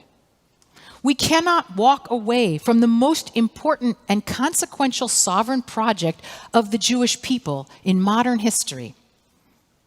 Kol Yisrael Aravim ze bazeh. All of Israel is inextricably linked to each other. We are responsible. If Israel tries to turn its back on the right of return for many Jews, or rule by tyranny or theocracy rather than democracy, or weaken the already troubled rights of Palestinian citizens, we need to roll up our sleeves and open our pocketbooks and invest in the civil society and democracy and religious pluralism and human rights that we say we support. Fortunately, the tens of thousands protesting in the streets of Tel Aviv in the last 3 weekends are a shot of hope. The people who are most affected by these new policies are refusing to accept them quietly. But I'm also well aware that these political tensions have also escalated a sequence of violence already. 9 Palestinians killed in an Israeli army raid in Jenin yesterday. Today, at least 7 Israelis shot dead in a terrorist attack outside a synagogue in East Jerusalem as Shabbat was beginning. When will this violence stop? Only when we refuse to be hijacked by violent extremists on either side. Only when we see a long game and invest in the education and infrastructure and relationships, which are the only true building blocks for a different outcome. It would be very easy to despair, and I am definitely been there in recent weeks. But I also had the fortune of being in Israel just a few weeks ago, and I spent time with people who do not have the luxury to give up hope. This woman has Tel Aviv on the mind, you can tell. All right, so for those who are unaware of the culture of the Zionist State and how a lot of its history is, Tel Aviv is known for its rainbow flags, its pro-LGBTQ, safety net that it is, and the dangerous, homophobic, transphobic Palestinians want to tear it away from them. When really, now all of a sudden, the state of Israel, is in this big, what the heck has just happened to our precious democracy now that a right-wing theocratic government has taken over? Except that this gets into why the word theocracy is suspect to begin with.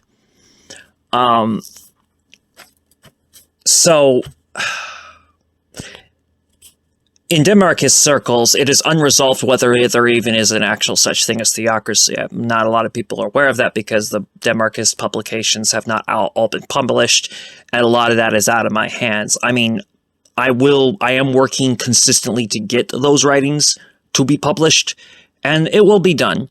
But, a lot of it is not in my hands because I'm not the one who oversees, those works, you know, and who holds them. It's out of my hands, mostly. And besides, my years working with the Maoist Rebel News Network has made a lot of the other demarchists very upset with me. And I'm not trying to, you know, like, draw out drama. It's just that there's so much I know that's true that is being disconnected from reality by the words of this woman.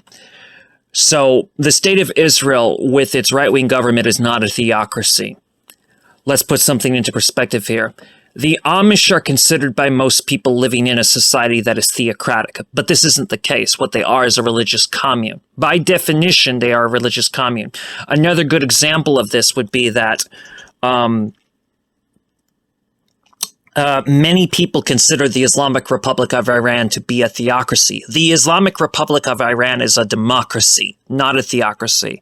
You may say that they have a type of social theocracy, but even that word could be suspect. Another great example of this is that, okay, so a theocracy apparently would be the Sikh kingdoms or empires or whatever you would call it. They really weren't empires, though. But they weren't kingdoms, so most people call them theocracies, except that they had religious affairs and secular affairs and the civic rule above both. And this is why, and I need to clarify this, when you hear me or anybody else that has a demarchist position talk about secularism being the culture of capitalism, understand that I'm not the first person to say that, and it is not incorrect. There is essentially two kinds of secularism. And I'm not speaking for myself here. I'm speaking for years and years of research on this. There's anti-religion secularism, and then there's inclusive secularism. Anti-religion secularism is seen through the new atheists, where they want to blame everything on religion and then they persecute religion. Inclusive secularism is basically the claim that all religious groups are equal, and then usually whatever the dominant religious group in that society is takes hold of it. We see this with the United States. The secularism of the United States is inclusive secularism, and it's always run by Christendom. So, what is secular and what is secularism? Secular is not secularism, and that's why you got to be careful of isms and make sure they're in their correct context. To say Judaism, that is a correct ism. To say Buddhism, that is a correct ism. To say communism, that is a correct ism. To say anarchism, that is a correct ism. But when you say secularism, you are being ideological. Secular, lowercase verb, the verb secular, goes in front of words like school, court, and hospital. So the best way to make a hospital is to have a secular hospital. The best way to have a school is to have a secular school, and the best way to have a court system is to have a secular court system. I am for secular court systems, I am for secular hospitals, and I am for secular schools. Because that is inclusive, but not secularism. And that's very important to understand. So the very word theocracy is suspect. Is there even a such thing as theocracy? And this is why I believe the principle of anti-Westernism is still as valid as ever, because we neglect to understand how much we all speak in Western terms, even if you're somewhere else. And where is the West? You cannot point to any location in the world and say it's the West. This whole concept of Western civilization comes from the Western Church. And you can see the Western Church moving through this so-called Jewish woman.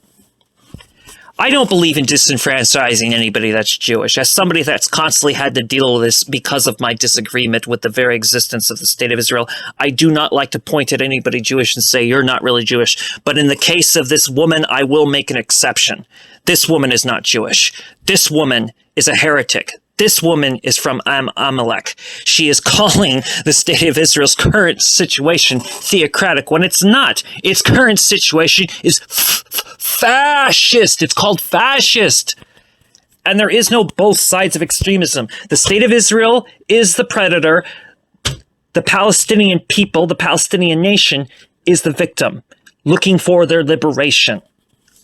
That's all there is to it. I saw Central Synagogue's former intern, Rabbi Cantor Shani Ben Or. Shani is working at Hebrew University, a campus where 18% of its student body are Palestinian students. But unsurprisingly, They are completely segregated from the Israeli Jewish student body. With visionary funding from the Schusterman Foundation, Shani is running several programs to engage dialogue, leadership training, social service work between Israeli Jewish students and Palestinian students. I got to sit in on 2 different groups and was so inspired by the genuine relationships they were building, despite the very honest challenges they expressed that they are facing every day. I also got to meet with Palestinian leader Rana Fahum, an esteemed educator who was recently named the director of Hartman's new Center for Shared Society. She is deeply critical of the new government, and she can also be critical of the Palestinian leadership. But she feels this heightened moment has given energy and an urgency to her work. Just the fact that a highly respected, connected Palestinian citizen is willing to work at an unabashedly Zionist organization in order to build shared society gives me some measure of hope. I have a question for you then, Rabbi. Is she really doing it because she wants to reach out to Zionism or because she wants to work with Jewish people? The thing about the Palestinians that seems to elude a lot of the world is that Palestinians do not hate Jewish people, and they would rather work with Jewish people. And they have been coerced into accepting the Zionist state en masse. The majority of Palestinian people would be, by your definition, extremists.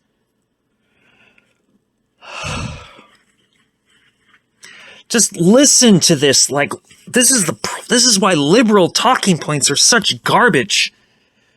This woman just spewed a word salad of non sequitur after non sequitur, having no value at all except to basically the obvious purpose is so that it's okay to still be a Zionist. It's okay to support the state of Israel. It doesn't matter that the Palestinians are the oppressed group. It doesn't matter. We have bribed some Palestinians to go along with Zionism. Yay! We're so morally superior because of our superiority. Because what? Reasons that are not found in the Torah, that are not found in any Talmudic passages, not found in any midrash. I mean, no, just Zionist reasoning.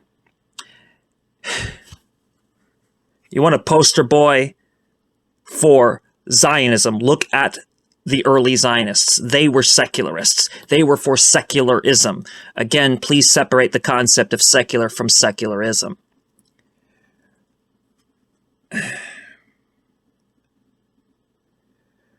And this gets back into another thing. Democracy is a precious thing, but democracy is not democracy without direct democracy. The state of Israel pretends to be a democracy, but this bourgeois democracy that is the state of Israel is more than just a bourgeois democracy. It's an apartheid. It's a settler colonial country. The nation state itself, which unfortunately communists don't seem to think is that important to dismantle, is at the root of this problem. Collectively, Europeans, both within Europe and on settler colonial countries, need to start paying for what happened in the Holocaust, paying reparations to Jewish people and to Palestinians. And we Jewish people, we have the obligation to go to civil war. It's not even civil war because there's no division here in that sense. We have the obligation to go to war against the state of Israel. And yes, Judaism is being criminalized as terrorist as we speak because Neturei Karta speaks for the Jewish nation. Central Synagogue does not. Now, does the Boon speak for the Jewish nation? The Boon speaks for the modern Orthodox Jewish people, the Reformed Jewish people, the conservative Jewish people, and the Reconstructionist Jewish people. We cannot claim to speak for the ultra-Orthodox, but if anybody ultra-Orthodox wants to be a Bundist, we're definitely not going to say no to them.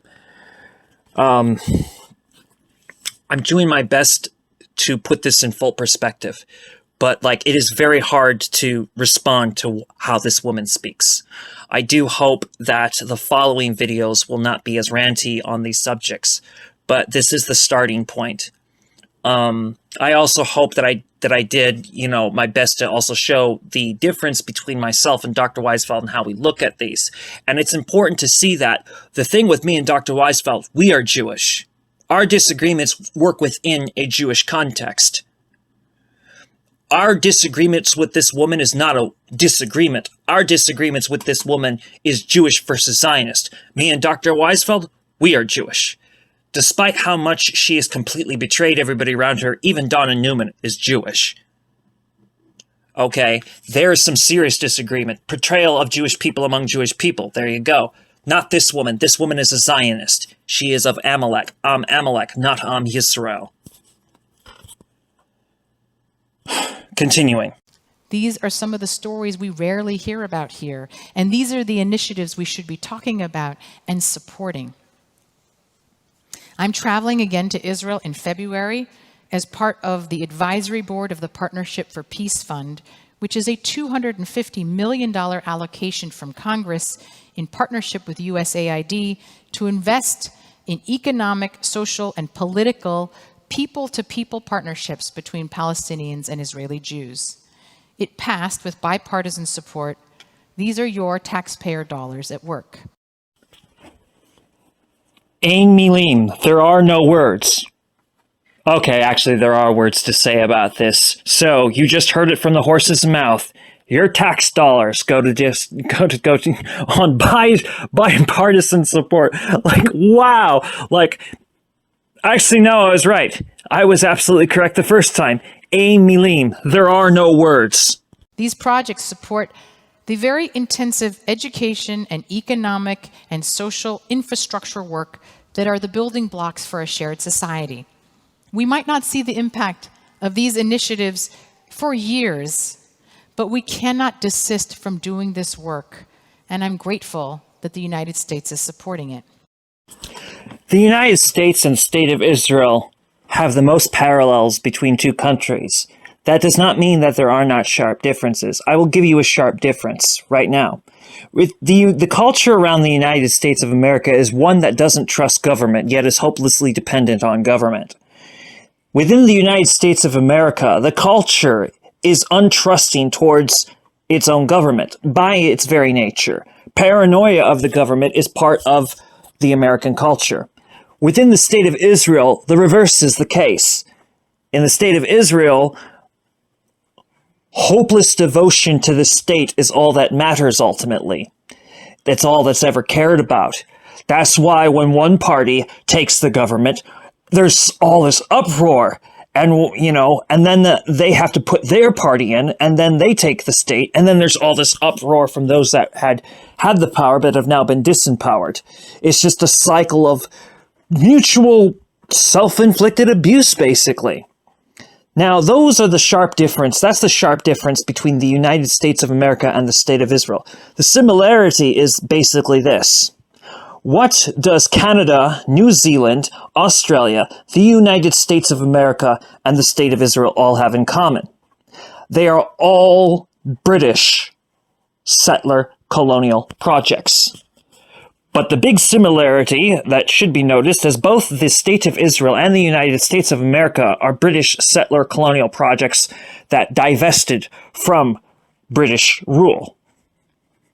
So there is a sort of bond between the two. There's a sort of essential bond between the United States of America and the State of Israel. If anybody takes Orthodox Judaism seriously in the context of Tikkun Olam, one would note that Chabad Lubavitch is completely heretical by saying, well, you don't have to be a Christian, you could just be a Noahide, follow these 7 laws, and then we created a religion for all the Goyim. That's not how it works, though. If you take the Talmud seriously, which if you should, because if you don't take the Talmud seriously, you're not very Jewish, honestly, because that is the Torah culture. I mean, atheists who are born of Jewish mothers still seat themselves in the Talmud because it's probably, to this day, the most intense intellectual exercise in the world. If anybody who's ever seen me and Dr. Weizfeld argue already should know that a lot of that is Talmudic, background that does that, a culture of books, but I'm getting a little bit off track. The State of Israel, Chabad Lubavitch, and the Likud party really are all under the control of Kahanists, and Kahanists are not a aberration in any way of Zionism. They are the logical conclusion of Zionism. But back to the Noahide thing. the Native Americans and First Nations peoples, majority of them would constitute Noahides because the Talmud speaks of the Noahides as already existing. So if we are for Tikkun Olam, and if you're not for Tikkun Olam, you're not really hardly Jewish at all. But if you're for Tikkun Olam, you should be looking for the Noahide nations. Well, who are the Noahide nations? Native Americans and First Nations peoples. Like, really?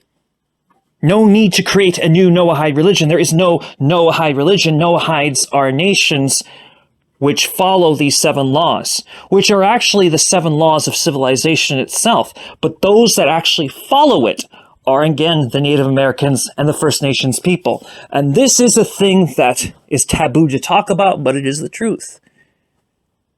And so there is a connection between the disenfranchised Jewish diaspora nation, which is not allowed to represent itself and can only find a voice through the Bund, and the real Noahides, who are indigenous, the Palestinians, who are indigenous, and there's a parallel between Mexica and Palestinian. For instance, the Mexica, which are often known as Mexicans, the native Mexicans have to say that they're Latino or Hispanic when they check out, their demographics on, any paperwork.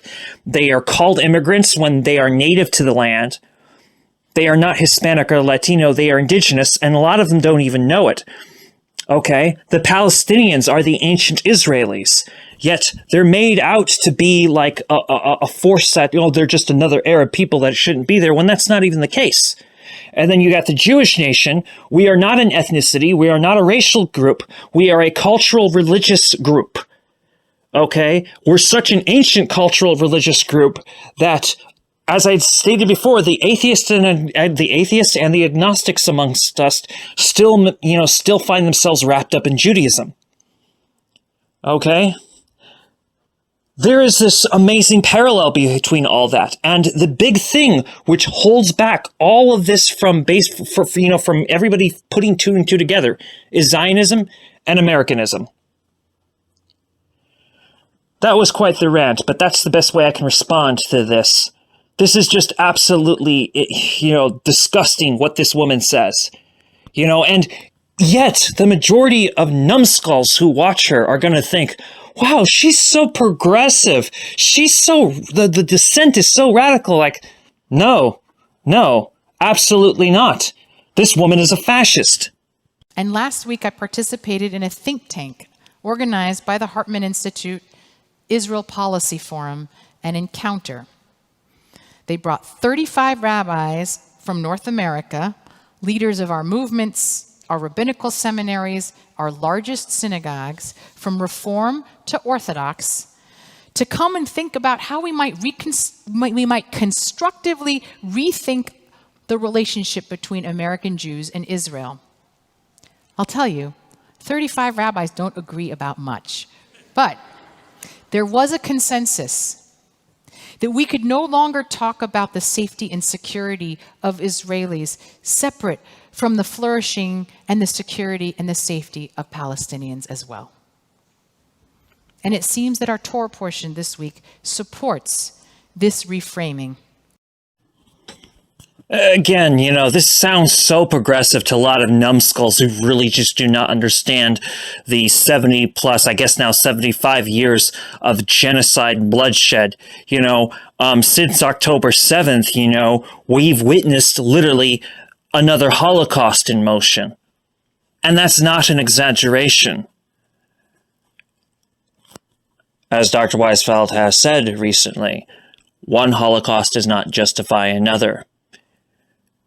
Yes, we should care about Palestinian liberation, but that liberation must be understood in the context that they are suffering under an occupation, that the Zionists are colonial.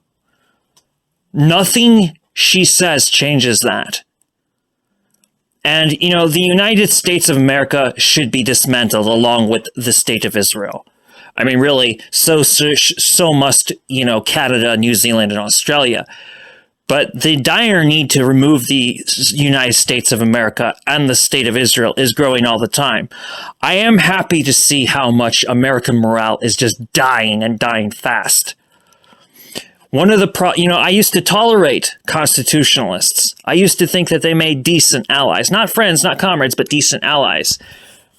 But the truth is, what is constitutionalism? Constitutionalism is a early 20th century, reinterpretation of the Bill of Rights. Completely fantasy. It's not truth. Screw the constitutionalists. Americanism is the reality of the United States of America. Constitutionalism is the illusion, and it's an illusion that's dead. Superman is dead. The ultimate immigrant from Krypton never stood a chance. The kryptonite he had, reality. It's all over. The dream is over. It's time to wake up from it. As Comrade Sai had said in 2020, it's time to wake up. The American dream is a lie. It is time to wake up. Justice, justice you shall pursue. In the Torah culture, this is what we are taught. And no justice, no peace.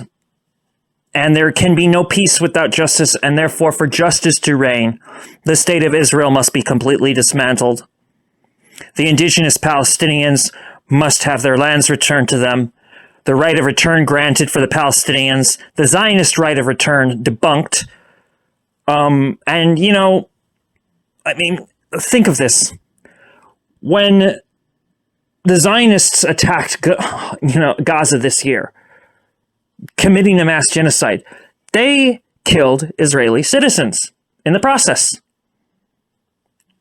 This whole notion of extremism on both sides just isn't true. I denounce Central Synagogue, and I denounce this rabbi. We're in Parshat Bo, the Exodus story amidst the plagues, and God brings a plague of darkness on the Egyptians.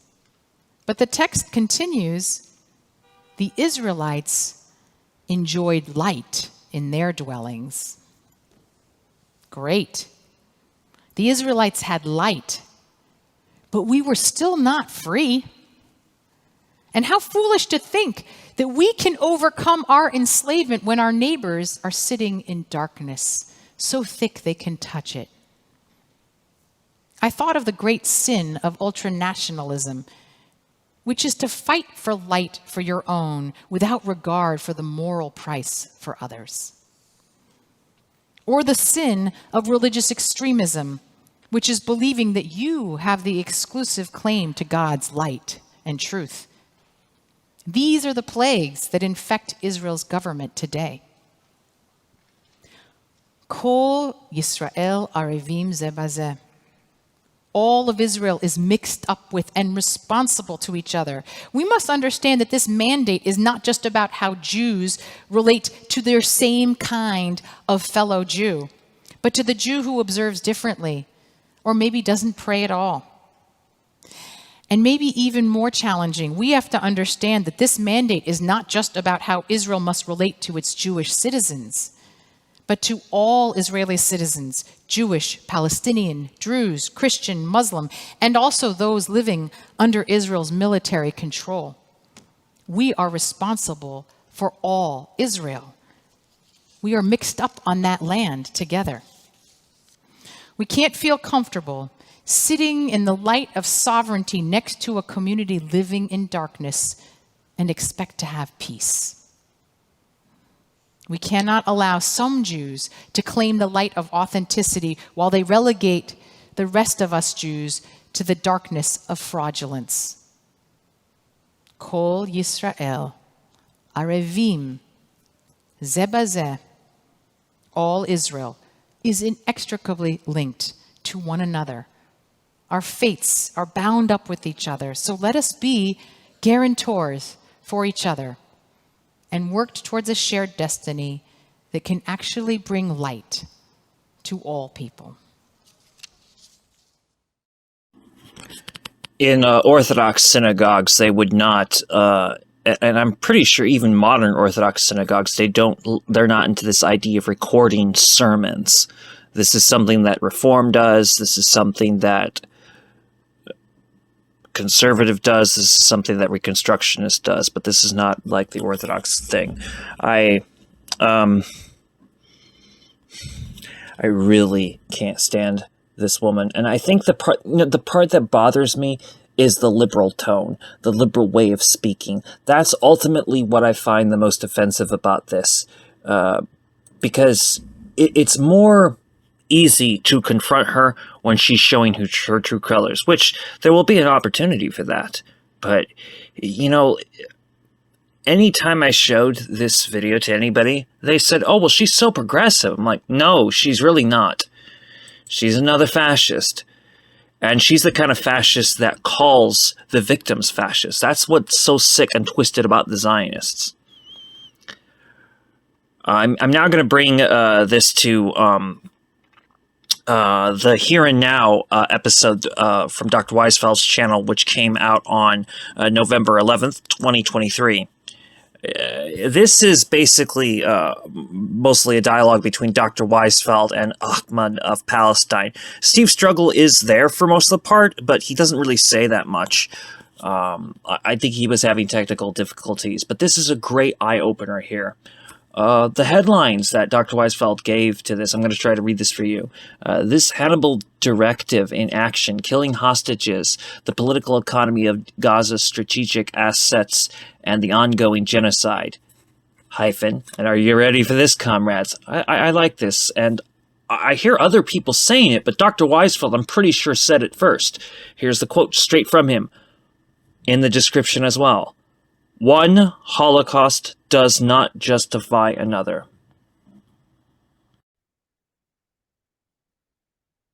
Here now, here we are on with the war on, and there's reason to believe that it's going to continue. Ahmed, what is your current evaluation of this war on the Palestinian people, this genocidal war? Well, it's day 36 of the genocide that was started, and day 16, I believe, on so-called land invasion. The total, unofficial total of murdered Palestinians are closing to 15,000, including those under the rubble, maybe more. We don't know, because nobody can reach those buildings, and close to 30,000 injured, many severely injured. The healthcare is in total collapse. There's no electricity. There's no fuel for generators in the hospitals, especially the hospitals in Gaza proper, whereas the onslaught of the Zionist land invasion is occurring as we speak. They're trying to reach Al-Shifa health complex. It's a complex, not just a hospital, which provide a lot of to the Gazans. They've been attacked as we speak. The resistance is steadfasting and inflicting heavy casualties on the invading Zionist army in many different fronts: northeast, northwest, southwest, and southeast. Southwest, where there's a Shifa hospital, and southwest with the Shifa hospital, southeast with Al-Quds hospital. Al-Quds hospital, I heard now it's been encircled by the Zionists. They're about to enter it and maybe commit another big massacre. There's thousands of civilians living are taking refuge in those two big hospitals. The estimated numbers in both hospitals about 50,000 civilians. So we don't know yet what the picture. The Zionists being held at bay by the resistance, who've been fighting this battle of the two sides, the two hospitals, for the past 15 hours. The world is watching. Today, the Arab and Islamic Summit did nothing, absolutely just lip service to calling for ceasefire, nothing else.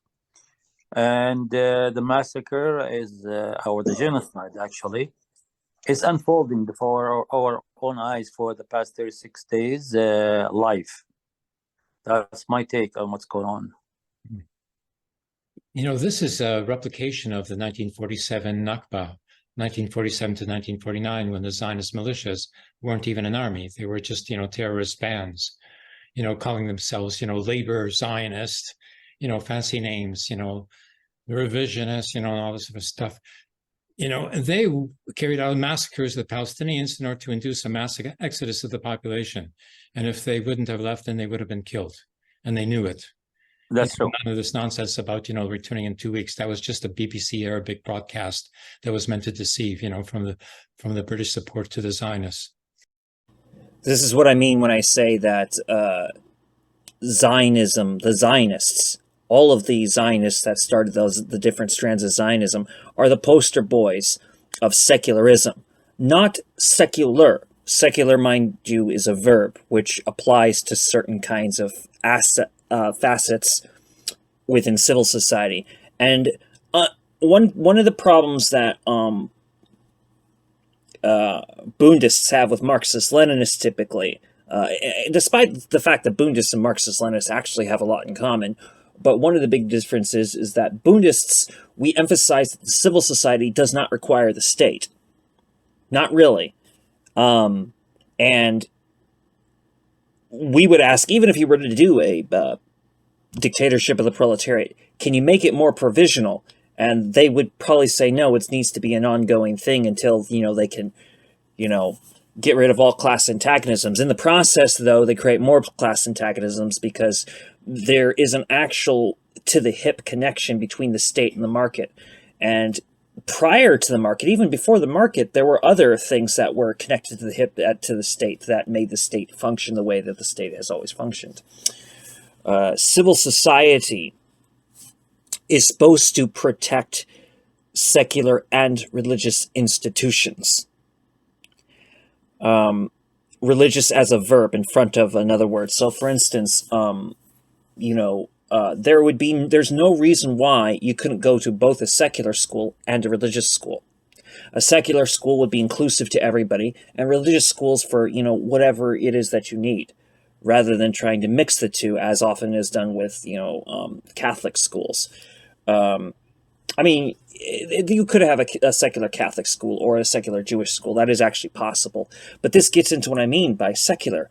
And not just what I mean. There's many people who've pointed out this. Why secularism? Why the ism? Ism is ideological.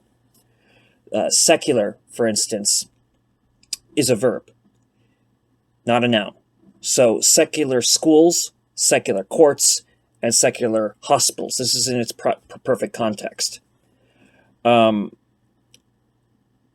when you want to know what secularism in motion is, look at the Zionists. That's actually those are the poster boys of secularism. When you take the secular facet of civil society and you turn that into an ideological concept, you create something dangerous. And it gets into another thing, whether theocracy ever existed or not, because by definition, what people would actually point to within North America, if they wanted to explain, theocracy, they'd usually point at the Amish, except if you really look at the Amish, the proper definition for them would be that they are actually a religious commune. It gets into the thing, was there ever such a thing as theocracy? I lean more towards no. Right now, people are saying that the state of Israel is being theocratic. No, the state of Israel is being fascist. Like there's this, you ever notice how people try to label things theocracy in order to avoid the part that it's fascist? The Nakba was a genocide. This current Nakba 2.0, which they are boasting, they had been boasting, they had been literally boasting in the government that that's what they wanted. This was like the politicians, the people in power were saying this. This is fascism. And the Likud party is a fascist party. But let's continue. Same thing's happening now. And they were very overt about it. They said so themselves. It was incredible to see, these, government spokespersons, saying the same things, the historians, have described, as having taken place in the Nakba. Yes. But the opposition is magnificent. Steve, now in the United States, there's, huge demonstrations taking place as well, isn't there? Yes, there have been a series of demonstrations across the country in subsequent weeks. Last weekend, upwards of 400,000 people demonstrated in San Francisco and in Washington, D.C. There are other demonstrations the week prior, so there have been many demonstrations. However, the U.S. Congress has censured one of the squad for making pro-Israeli, pro-Palestinian statements, which they call them anti-Jewish statements. Mm-hmm. So any politician who speaks up, even around the issue of ceasefire, is threatened with sanction or retaliation because they're simply recognizing that there is growing disagreement in the United States behind the United States supported campaign of Israel against the Palestinian resistance and the Palestinian people. But yes, there have been some very big demonstrations. Yes, there have been. I want to add one thing. I don't know if you heard about it. The Zionists published an advertisement to all people and students and non-students in the United States that they're willing to pay $250 for each who would willing to participate in pro-Israel demonstration in Washington, D.C. on the 14th of this month. Wow. So this is how desperate they are. They're willing to pay anybody $200. It's a bribe. It's just basically a bribe. Anybody willing to join will give them $250 in order to join. They're pathetic. They're just pathetic. Well, I found the public opinion of the Jewish community that were going into the Holocaust Museum open day, that I was demonstrating in front of last Sunday. About half was the reaction, some, like very extreme fanatic reactions, saying that I'm, supporting, the killing of 40 beheaded, burnt babies. But, that has been disproven on multiple, sources as being, propaganda. And the Israeli babies that were burned by tank fire or, Apache helicopter hellfire missiles. And now we have, a new report. Oh, yes. And, the other sort of, lie that came from the Zionist sources was that they hadn't bombed, the hospital that resulted in hundreds, of deaths. And, they just kept on doing, to other hospitals, so their credibility was shot there and then. Now we have a third expose here now. I have a screenshot, screen share to show you of it. And I have a conclusion to make to you as well about this. Here it is right here. Israeli Apache helicopters killed own soldiers and civilians on the 7th of October. This is a report, with video footage. Where does, Hamas have the firepower to do this? This is all the parked cars for all of the Nova Festival goers, who are all of the age, of soldiers. They're all soldiers, whether on duty or not, whether on reserve or not, But in any case, it becomes evident, that the strategy of Hamas was not to go in and kill as many, Jews as possible. No, it was to take as many Israeli military and settler hostages as possible. The desperation we are seeing with the Zionist state is becoming more and more transparent. And the more, they clamp down on dissent and the more that they attempt to censor people, the stronger the opposition against the Zionists has become. That's why I think they agreed to the pause. It's not really that they care. They don't care about the Israeli hostages. This is an opportunity, as far as they could see, to genocide the people of Gaza. The state of Israel is over, and with it, the United States of America, although the state of Israel will clearly go first. Continuing now. Hostages in order to exchange, for the release of the 5,000, Palestinian hostages that are called prisoners in the Israel prison system. And now an additional 1,000 from the West Bank as well. So, here it is, I'll stop this so, people can take a screenshot of this, from the video. This is documentary evidence here. And it shows that the new drone footage, and there's a link there as well, shows an aerial view of hundreds of burned and destroyed cars taken from the site of the festival, and claimed that they removed 260 bodies from the festival site. Israel claims that they were massacred by Hamas fighters and civilian Palestinian looters who fled across the open Gaza fence in the hours after the Hamas attack. However, the footage appears to confirm previous reports in Israeli media that Israeli pilots flying Apache helicopters responded to the attacks by opening fire on both Hamas fighters and Israelis. Yeah, this is called the Hannibal Directive, in which, in order to defeat the enemy, they will destroy, any hostages that they have. Exactly. In particular, if they're soldiers, because they don't want to be put into a position where they're forced by public opinion in Israel to exchange 1,000 Palestinian prisoners, like they did, in exchange for the one, Israeli soldier that was released, by Hamas previously. Gilad Shalit. Yeah. So here's all the information right here. Let me put here's a stop here, so this can be screen captured. And then the next section here, from here down. Can you put a link? This is doctor. This is like something that can disappear. Can you put a link in the chat for our viewers? Good idea. Yeah. It's a fact that the Zionists lie like they breathe. Actually, they lie more than they breathe. Yeah. Ever since the big lie, land without people for people without land, until now, we're not, quote unquote, we're not targeting hospitals or civilians.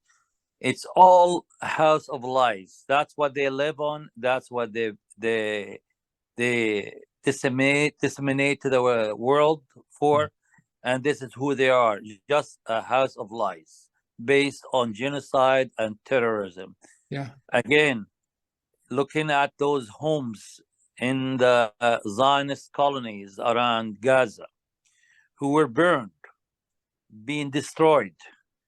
I mean, you could tell this is a big shell that hit those homes. The Hamas fighters who entered the Gaza envelope area, as they call it, they were armed with light arms. They were not. They didn't come with tanks nor Apache helicopters to kill and murder hundreds of people at one point. So, I hope people understand and can see through the Zionist lies.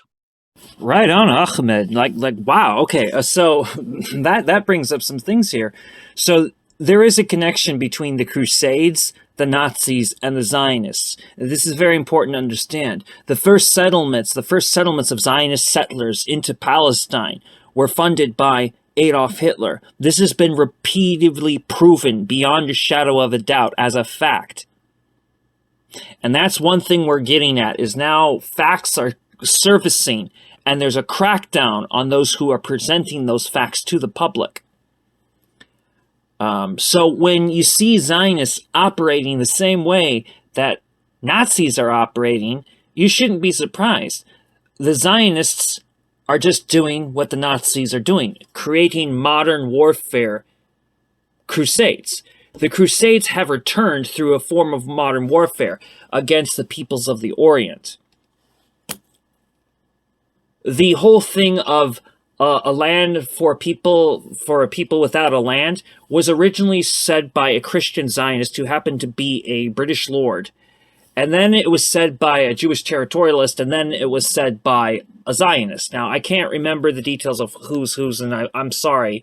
Perhaps in the next Anti-Crusade video, Anti-Crusade Part 2 of 4, I will be able to pull up those sources, I hope. But it's just amazing. Like, Hotman's got a sharp memory of these things. I like that. I mean, we're in a really strange situation where decolonization is being accused of being genocidal when it's actually no, colonization which is genocidal.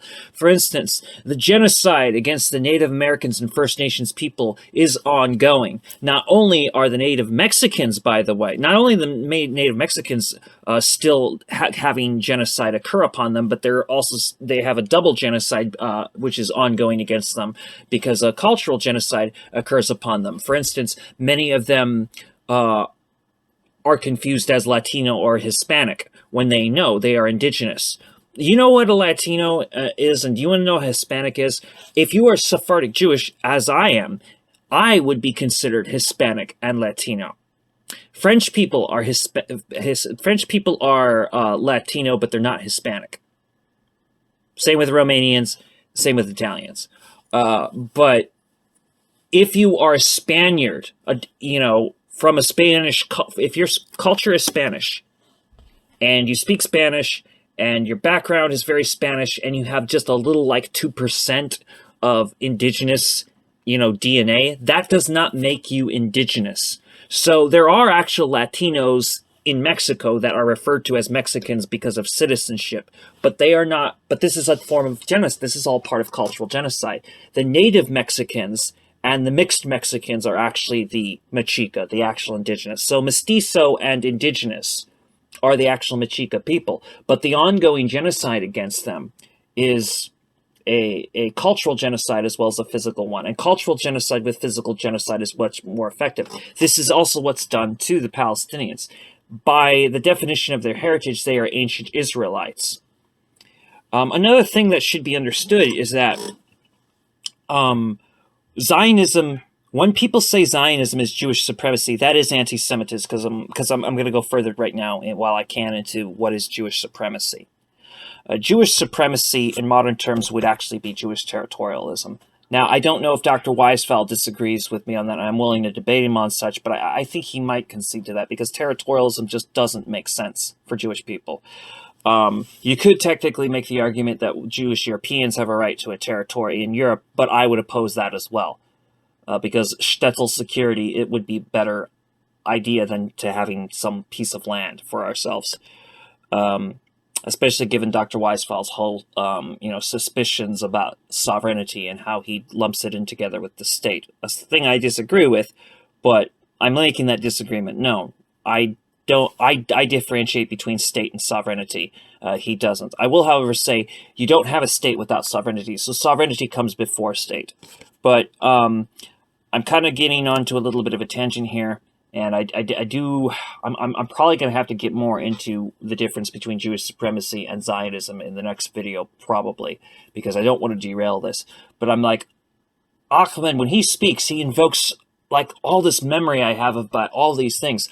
I've spoken to him at least twice. I know that I've spoken to him once because I brought up Meir Shirim to him, and he instantly knew what I was talking about. Ahmed is very smart. He has like a sharp memory. And he's very well cultured. He's fully Palestinian. And, to disagree with Atman about Palestinian history is to basically be a historical revisionist. And historical revisionists always carry out cultural genocide. So understand that, in the same way where Dr. Weizfeld is a national treasure to the Jewish diaspora nation, Atman is a national treasure to the indigenous Palestinian population, the indigenous Palestinian nation. And, Steve Struggle's quite the national treasure, too, because he is an actual Black Panther from the original Black Panther Party, but he doesn't say much this time around. Anyway, we're going to continue. Sorry for the rant, but, Atman, is, you got to give it to that guy. That guy's, he's always so spot on. The towns that were captured, by the Hamas fighters, they were the towns from which the Palestinians were expelled in 1947, because that territory was initially allocated by the partition plan of the United Nations, Resolutions 181, giving that territory and recognizing that territory as being part of Gaza, part of Palestine. Actually, let me just add one more fact that most people they don't know. In 1950s, by 1955, the Gaza Strip was 750 square kilometers. When Israel invaded with the French and the British Egypt, okay, they took, of course, Gaza, the Zionists, they took over Gaza. And when they withdrew, they kept the 750 square kilometers minus the 365 square kilometers.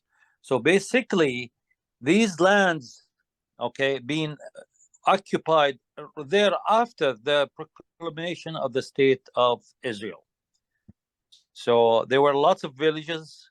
All the so-called Gaza envelope colonies lies in these areas. Yeah. I mean, the Gaza fighters were probably the grandchildren of the very refugees that were made at that time. Absolutely. Absolutely. They're just returning to their own hometowns, basically.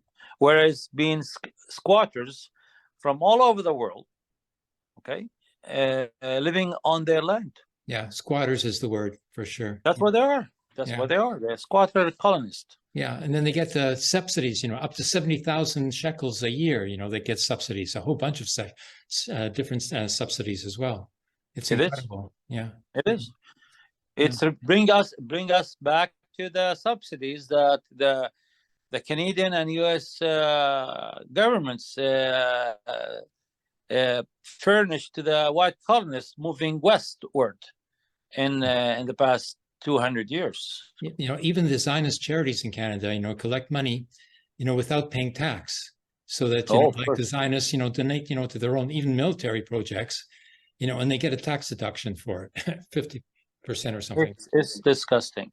Yeah, it's our charity that was collecting, money for the peace movement in Israel, we got, deregistered, by the Federal Court of Appeal.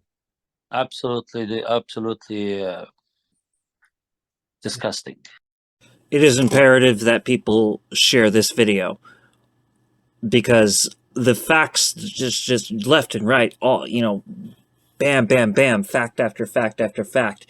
These facts could be used, in a world court, hopefully, inshallah, because they're, the war crimes that the post-Nuremberg laws, put on the Nazis, this too must be put on the Zionists. Yeah, really disgusting. There's two things that I have to bring up, that they're very distressing, that concern me a great deal, concerning Gaza. And that is that I think these are two reasons, these are politically economic reasons, that dictate that this, genocide is going to continue on for a long time, with the goal of seeking to expel the Palestinians there. And if they do not get expelled, then they are going to be, decimated, because this territory is of incredible strategic importance for two reasons. One, they intend to build a Ben Gurion Canal down to the Red Sea from Gaza, to connect the Mediterranean to the Red Sea, to India, and to the oil fields, of the Orient. Okay. And, they even theorize, making this canal using, nuclear bombs. So they could do, like a 2-in-1 stroke, like get rid of some Palestinians and, start to dig a trench, down to the Red Sea at the same time from Gaza. This is how crazy, their planning goes, to such extents. And, the Israeli spokesperson, was even talking about, the carpet bombing as being, a legitimate, measure, because that's what the Allies did to Germany in the Second World War. And then she makes reference, to the nuclear bombs as well, as if, that's included in permissible military tactics. Okay. That's one concern. The Ben Gurion Canal, which runs from the port of Rashash, which they call it Eilat, alongside the Egyptian borders with Palestine, all the way to the Mediterranean Sea, whereas Gaza Strip lies. So basically, they want to ethnic cleanse the Gaza Strip, get rid of the Palestinians, create that canal. There's one more thing, which is very important. The offshore of Gaza, there's a huge, gas fields under the waters of the Mediterranean. That's so. There's like they're doing two birds in one stone. Yeah. The stone is the genocide or the Holocaust of the Palestinian people, ethnic cleansing them, under the guise of defeating Hamas or defending itself, and create this canal and take over this wealth of gas underneath the Mediterranean, where you could see why the West, especially Europe, the major European states like Italy, Germany, France, and Britain are eager to get their hands on this gas fields. This dialogue is very educational, and it will continue. This exact conversation will be continued in Anti-Crusade Part 2 of 4. Now, the final presentation for this video is a documentary from Al Jazeera, which came out on December 7th, 2016. In the history of conflict between East and West, the mightiest battle between Christianity and Islam, a holy war in the name of religion.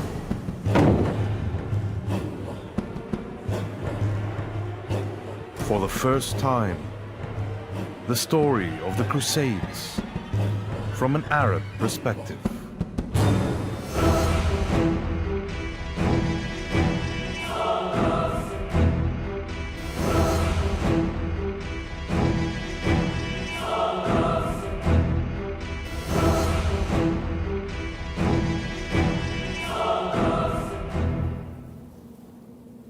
The Crusades are the epitome of holy war. Yet the roots of this 200-year conflict lay not in religion, but in the economic condition of medieval Europe. وبين الحروب الصليبية شهدت أوروبا عدة مواسم من القحط. هذه المواسم من القحط جعلت الناس تكفر بكل شيء. While the Pope was trying to hang on to his historic authority over the people of Europe. هنا كان في صراع. من الذي يقود أوروبا؟ كلمة البابا ولا كلمة الحاكم؟ Meanwhile, in the East, internal divisions had weakened the previously all-powerful Islamic empire. الصليبيين ليسوا أقوى وليسوا أكثر عدداً وليسوا أكثر تفوقاً في فنون القتال، ولكنهم انتصروا بفعل هذا التشرذم السياسي والسكاني. In the first episode of this series, the story of the shock that engulfed the Muslim world with the arrival of the Crusades.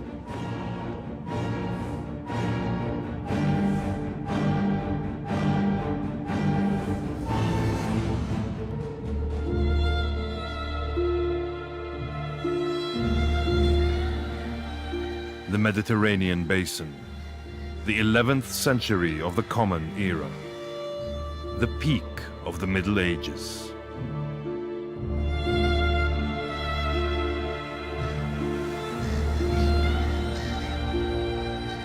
After centuries of European domination, largely through the armies of Imperial Rome,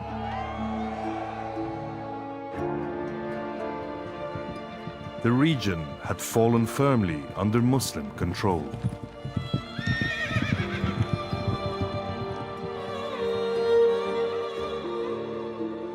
المسلمين كانوا يحيطون بأوروبا من إسبانيا غرباً إلى شرق البحر المتوسط شرقاً.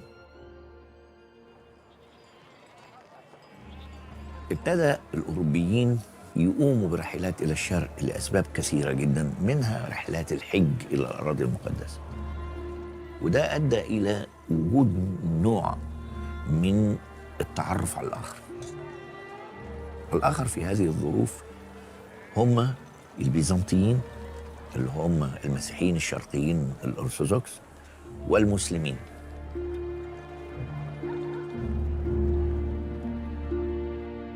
بالنسبة للأوروبيين الشرق هو ألف ليلة وليلة، يعني هو شرق الغنى، شرق الملابس الجميلة، شرق الجواري، شرق الحياة العامة المزدهرة، الغناء، الثقافة.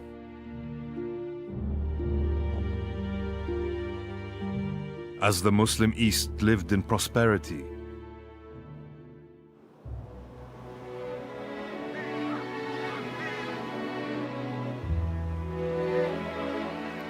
the West, Europe, had declined into poverty and conflict.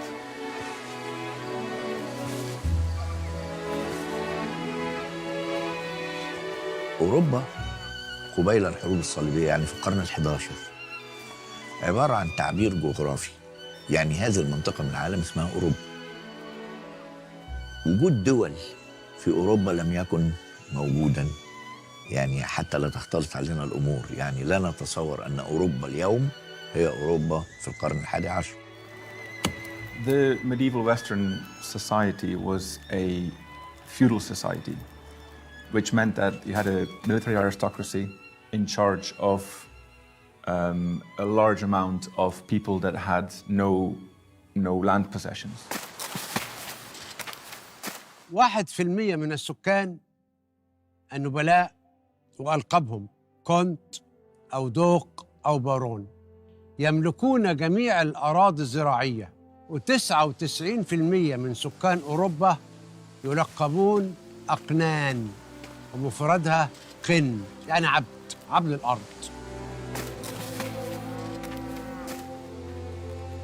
لا يمكن لهذا القن أن يترك الأرض، حتى لو بيعت هذه الأرض من إنسان لآخر يظل هو مرتبط بالأرض. Ces hommes ne pensent qu'au salut. Leur vie est courte, leur vie est souvent très dure, prise par des maladies, par des conditions d'existence pénibles.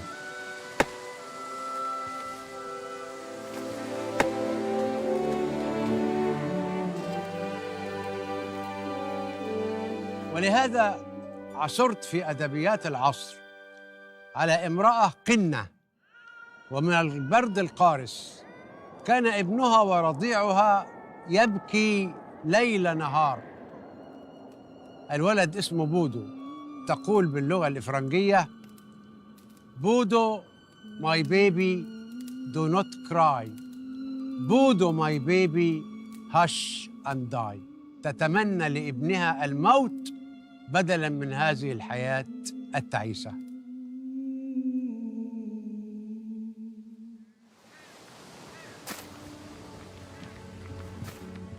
despite the poverty and suffering of the common people, feudal lords were living a very different life.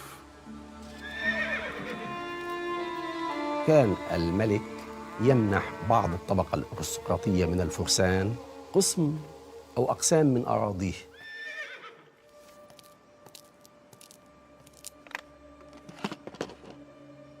هؤلاء الفرسان الذين ينحدرون من هذا السيد أو من هذا الفصل الإقطاعي، فكان الابن البكر يتولى الإقطاع، بينما الإخوة الآخرين هم يصبحون عاطلين عن العمل.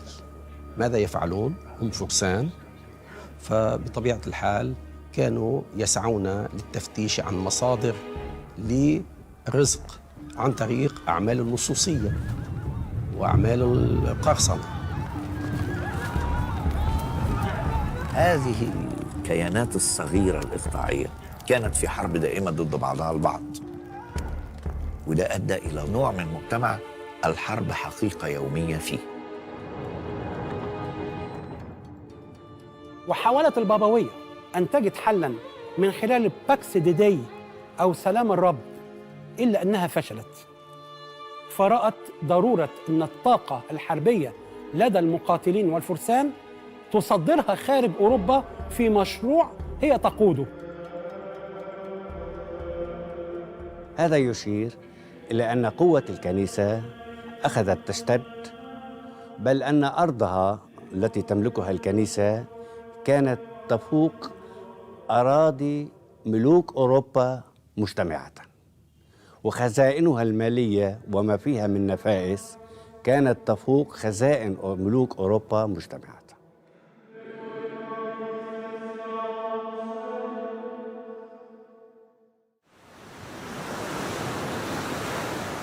On the other side of the Mediterranean lay the prosperity and cultural riches of the Muslim world. But this glittering facade hid deep political and religious discord. العالم الإسلامي في تلك المرحلة في قمة التشرذم، فلما أجد أنا عندي الدولة العباسية في بغداد يعاندها ويعاصيها الدولة الفاطمية في مصر، لأن هؤلاء شيعة وهؤلاء سنة. From the mid-9th century, the Abbasid Caliphate had gradually fallen under the control of different dynasties. The caliphs, meant to be the universal leaders of Islam, were no more than puppets in the hands of ministers, army commanders, and even servants. لدرجة أنه حصل انقلاب قام به الفاطميون في بغداد عاصمة الخلافة العباسية، وأنقذوا الأتراك السلاجقة، إنما على طريقة أن جيش الإنقاذ يتحول دائما إلى جيش احتلال. السلاجقة دول الأتراك من أواسط آسيا اعتنقوا الإسلام، ثم سيطروا على الخلافة العباسية في عهد طغرل بيه. The Seljuks began expanding their empire in all directions. The most significant and serious expansion was in Asia Minor, against the Christian Byzantine Empire.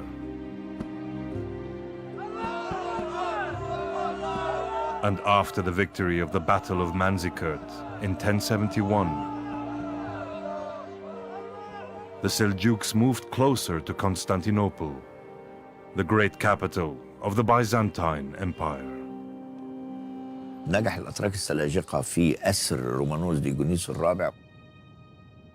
خليفته طلب مساعدة من الغرب الأوروبي وبعت وفد يطلب ده.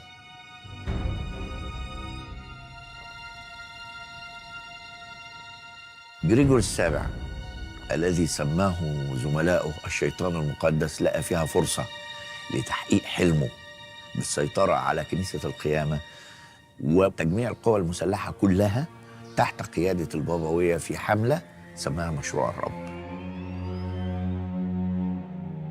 البابا غريغوري كان عنده فكرة الحرب المقدسة، فهو فكر وهو اللي كان في ذهنه أن تذهب حملة إلى الشرق لاسترداد قبر السيد المسيح كما بيعتقد من إيد المسلمين اللي اعتبرهم أنهم اغتصبوه.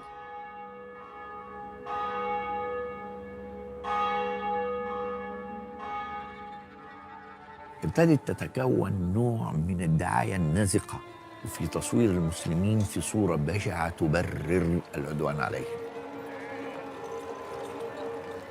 Western Christians at the time didn't see Islam as a separate religion. They tended to see Islam as a Christian heresy. They saw it as a diversion from Christianity. Now, they're, of course, completely wrong about that. وكان العصور الوسطى معروف عنها أن كل الشعب الأوروبي في مختلف البلدان لا يقرأ ولا يكتب. في وسط هذا المجتمع الجاهل اللي ما بيجيلوش قسيس غير مرة كل سنة في أعياد الميلاد، والقسيس نفسه أمي لا يقرأ ولا يكتب، تخيل أنت في وسط المجتمع الجاهل ده مدى التعصب اللي ممكن يتولد. إنما لم تأتي الرياح بما تشتهي سفن البابوي. Pope Gregory died in 1085. before turning his project into reality. However, 3 years later, an even more ambitious pope took the post, Urban II. وواحد من أخطر بابوات العصور الوسطى، رجل متعصب للغاية، يؤمن بتصدير المسيحية الكاثوليكية ويرى تحريب المسيحية. Urbain II est sensible aux souffrances des chrétiens d'Orient et elles ont été exagérées par la propagande de l'empereur de Byzance, et il se considère aussi maître de toute la chrétienté. Il considère que c'est un espace sur lequel il a des droits. In November 1095, in Clermont, France, Pope Urban held a Catholic Church council.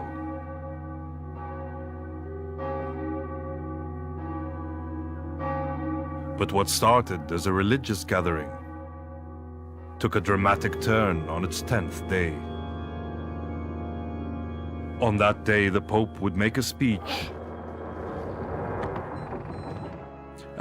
that would be the starting point of 2 centuries of bloodshed. The Crusades.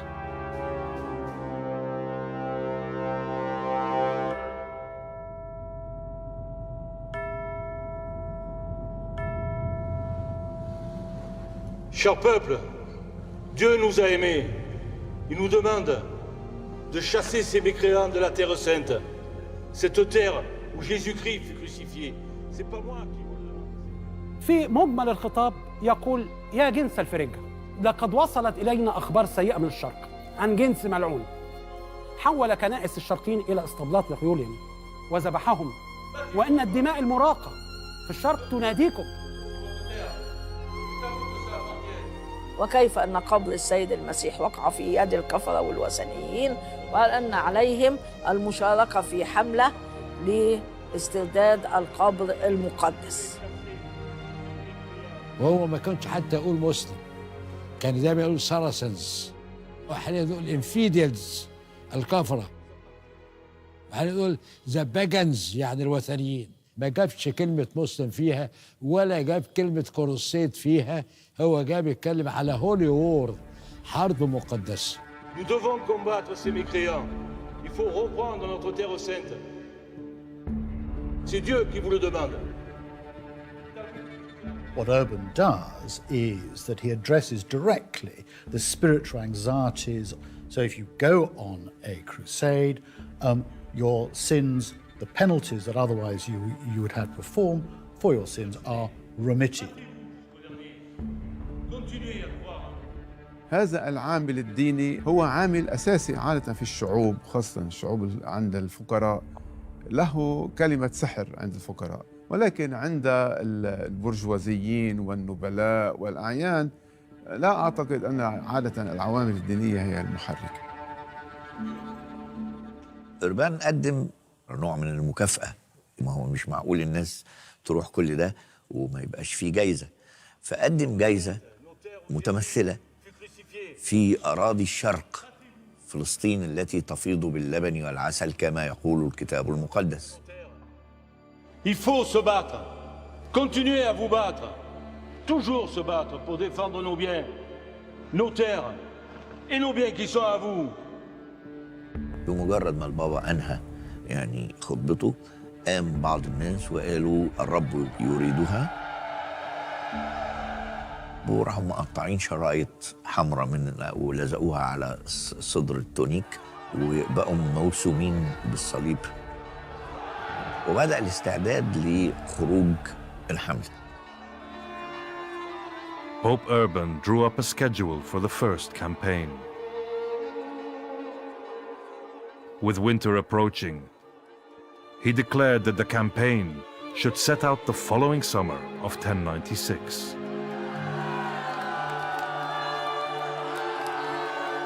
But there were many who would ignore this holy command. They found a leader prepared to guide them immediately to the east. An old monk called Peter the Hermit.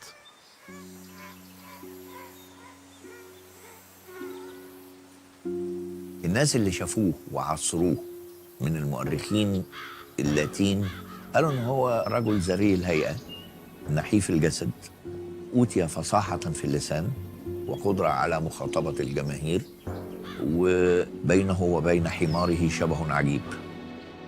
ولأنه كان يعني بيلبس ملابس خشنة من الصوف وحافي القدمين فالناس تصوروا إنه هذا هو الفقر الرسولي اللي يلهم.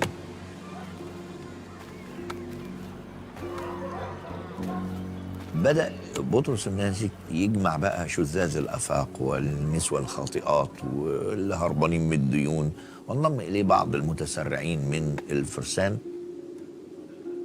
القوة اللي عند بطرس الناسك هي البلاغة، فطاف في كل ما يمكن أن يطوف في أنحاء أوروبا وأبلغ بالدعوة للحملة الشعبية. الحملة الشعبية دي حسالة الأوروبيين كلهم، كل واحد خرج من غيطه شايل فاس على كتفه وصردة حاطط فيها شوية خلجات زي ما بنقول، فتجمعت أخلاط الناس. مشهد غريب يبين من الأول مدى الإفلاس الإيديولوجي لهذه الحملة التي خرجت تحت راية الصليب. لا هم عارفين الطريق ولا عارفين المسافة وانطلقوا، لكنهم كانوا شيئا آخر غير جيش الرب. This is a very indisciplined group. Not many nobles taking part in it. Poor leadership. They're desperate for money. They're poorly funded. They are out to kill and get money wherever they can. One of the criticisms of Peter the Hermit's armies and indeed other Crusader armies is that they attack fellow Christians, co-religionists. They often did this for practical reasons. En route, they are out to seize whatever they can get to survive. So they will take property, crops, prisoners if they can, anything to keep themselves going.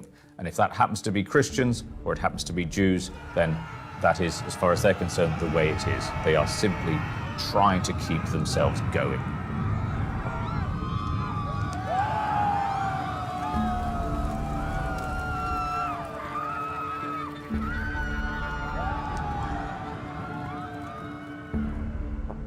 كانت البيوت المحترقة والكنائس المهدمة دليلاً على أن جيش الرب قد مر من هنا. After over 4 months of exhausting marching across Europe, the People's Crusade reached the Byzantine capital, Constantinople, the crossing point to Asia and the Holy Land.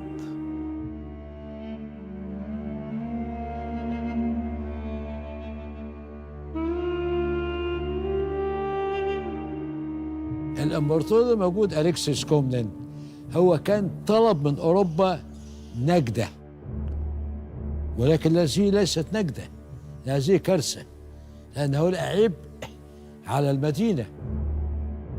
الناس اللي جاية مع بطرس الناسك لقوا كنائس متلألئة جميلة مكسوة بالفضة، وشافوا الجيش البيزنطي لابس لبس حلو بيبرق.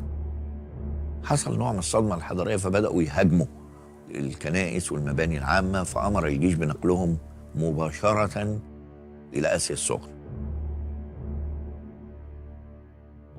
The Crusaders who crossed the Bosporus now found themselves marching in territory controlled by hostile forces, principally the Muslim Seljuks.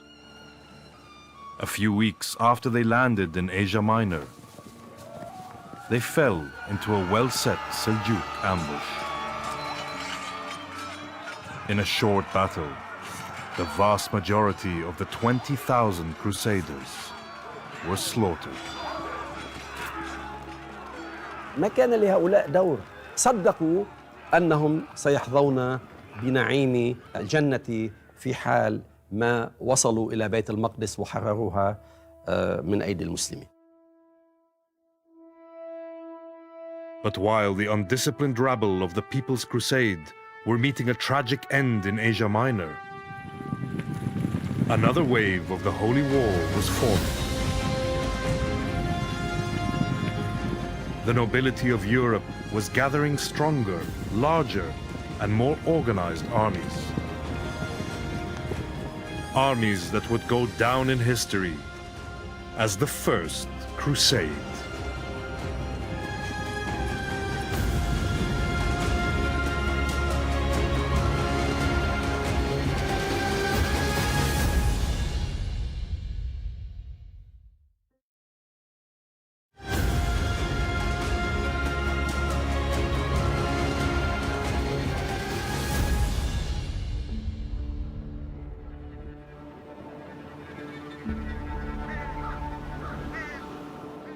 Europe, the autumn of 1096. Nous devons combattre ces mécréants. A year earlier, Reprendre notre terre sainte. Pope Urban II had declared a war to reconquer the Holy Land from the Muslims. The Crusades.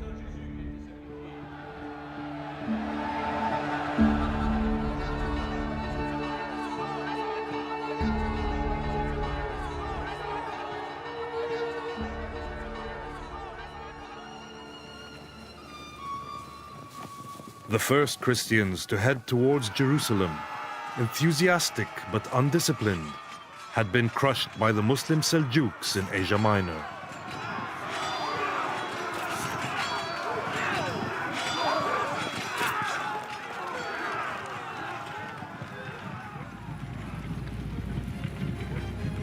But now, much stronger, larger, and more organized forces were gathering and advancing eastwards. These armies, forming the First Crusade, were commanded by figures of European nobility. Raymond IV, Count of Toulouse, Godfrey of Bouillon, and his brother Baldwin of Boulogne, Hugh I, Count of Vermandois, and brother of King Philip I of France, Robert, Duke of Normandy, brother of King William II of England, and Bohemond the Norman, Prince of Taranto. A lot of male nobility that had a function as warmen, as warlords, and they would see the crusade as a way to carve out a little kingdom in the east, perhaps, of their own, or also to find glory in warfare.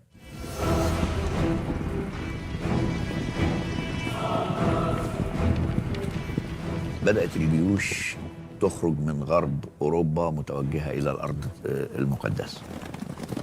بعضهم كان خرج للدفاع عن سمعته، وبعضهم خرج لكي يكتسب أرض جديدة ويبني إمبراطورية.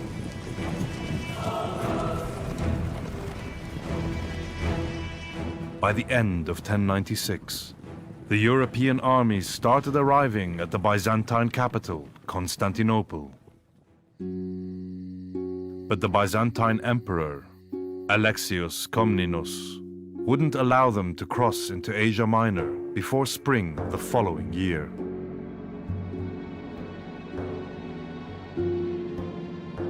هم ما قدروش يمشوا الا باستعانة ببيزنطة لسبب. هيمشوا في اسيا الصغرى، دي منطقة لا يعلم طبيعتها الا البيزنطيين والادلاء بتاعتهم، محتاجين لمؤن طول السكة، اللي يقدر يمدهم بالمؤن البيزنطيين. كل اللي طبقوا بطول بيزنطي جملتين، انهم يأدوا له يمين الولاء والطاعة.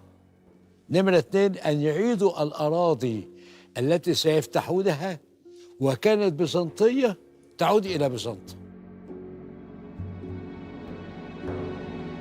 فبعد تقديم اليمين الولاء والطاعة والتعهد بإعادة المناطق التي استولى عليها الأتراك السلاجقة، سمح لهم بدخول أراضيه إلى آسيا الصغرى.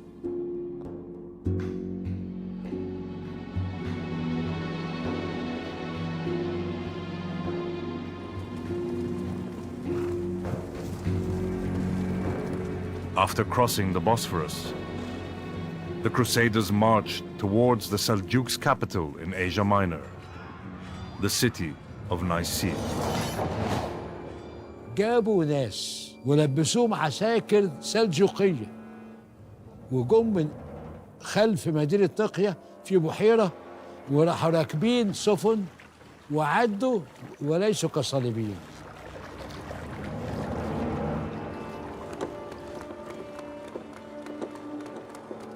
ما كانش سلطان السلجوق موجود. هنا أصيبت القيادة السلجوقية بصدمة عسكرية فنجحوا في السير على العاصمة. هذه أول خطوة.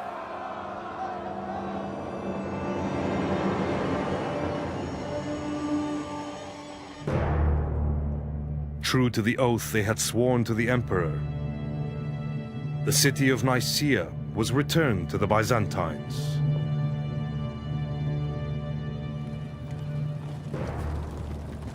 And as the Crusaders continued their successful march in Asia Minor, their holy task of taking Jerusalem was set aside. Baldwin of Boulogne decided to abandon the armies heading southwards, and at the invitation of its Armenian Christian ruler, marched east to Edessa.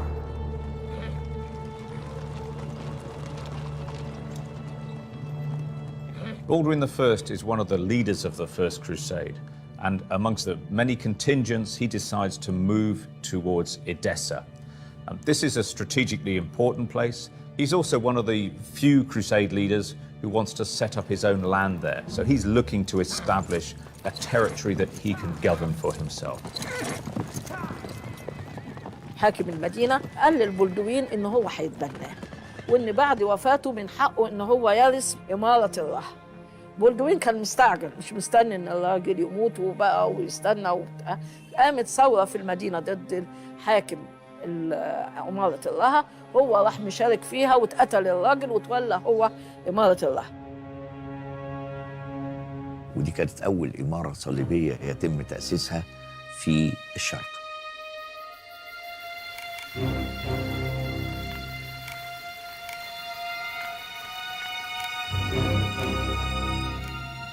الرها السيطرة عليها دلالة على أن الروح الدينية مفقودة عند الصليبيين وعند القادة الصليبيين الذين جاءوا بحجة تحرير القبر المقدس من الكفار. والرها ليست على طريق القدس، والرها ليس فيها أي حوار من حواري السيد المسيح، وليست محجة. Il y a donc cette volonté de fonder une famille sur une terre, d'obtenir du pouvoir.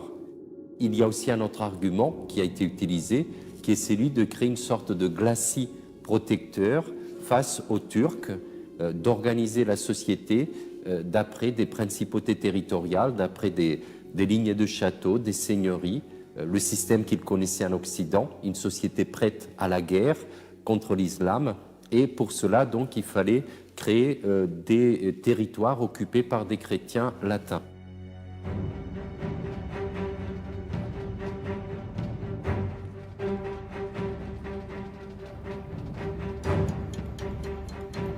While Baldwin was heading towards Edessa, the main army marched on, reaching the walls of Antioch, a city nicknamed the Cradle of Christianity, as the term Christian first originated. But taking Antioch would prove a hard task for the Christians now laying siege to the city. مدينة أنطاكيا موقعها محصن جدا ولم يكن من السهل الاستيلاء عليها بمعركة عسكرية مفتوحة.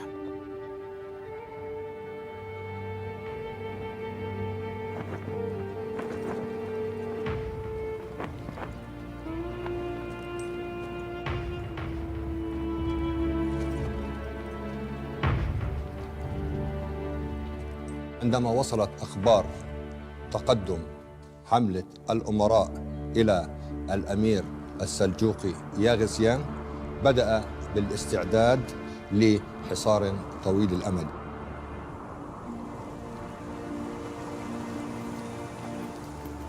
وحوصرت أنطاكيا عاما عانى فيه الصليبيون معاناة كبيرة، وأكلوا أوراق الأشجار. المصادر الصليبية تذكر هذا الأمر بالتفصيل لكي يبينوا أن أنطاكيا يعني كان هناك بطولة صليبية كبيرة. ظلت المدينة صامدة إلى درجة كبيرة جدا، إلى أن بقى بدأت الخيانة.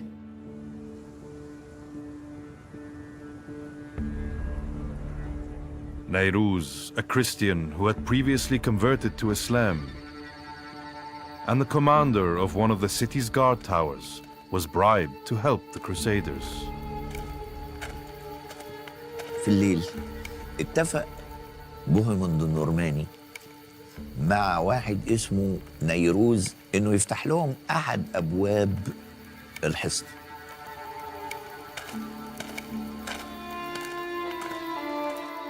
بوهيموند تسلق على سلم من الحبال نزله لهم نيروز من البرج اللي هو بيتولى حراسته في الحصن.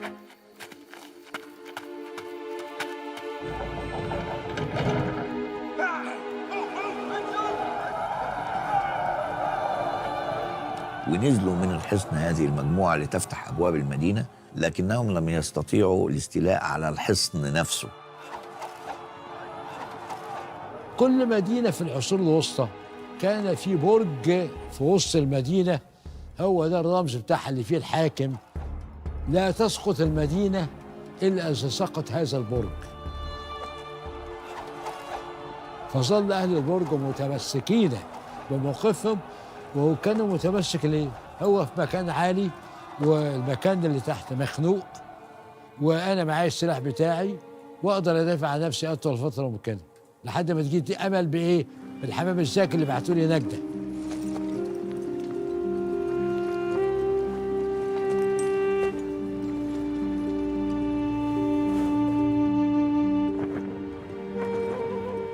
Governor Yerisian's calls for assistance were soon answered.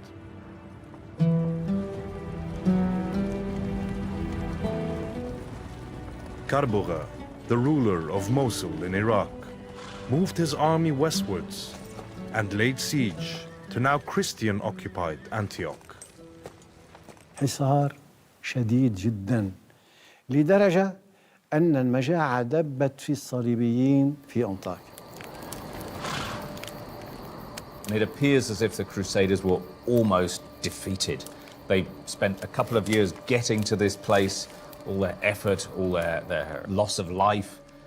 And really, they're so close to defeat, it pretty well needs a miracle for them to survive. And that's pretty well what they got.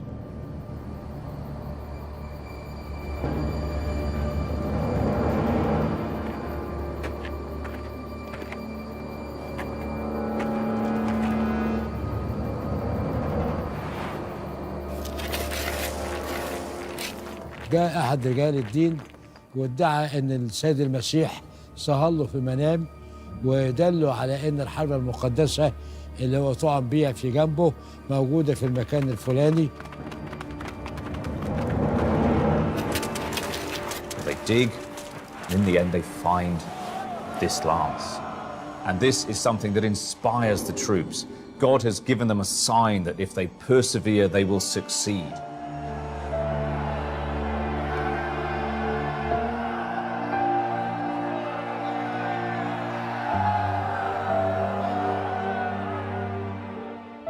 The fact they'd actually seen another one in Constantinople as they went through seems to be conveniently forgotten. It was a morale booster.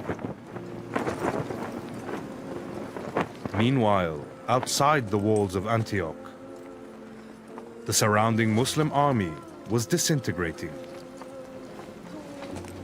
Some of the commanders fell out with the arrogant Karbogha and decided to withdraw their troops. An opportunity seized on by the Crusaders.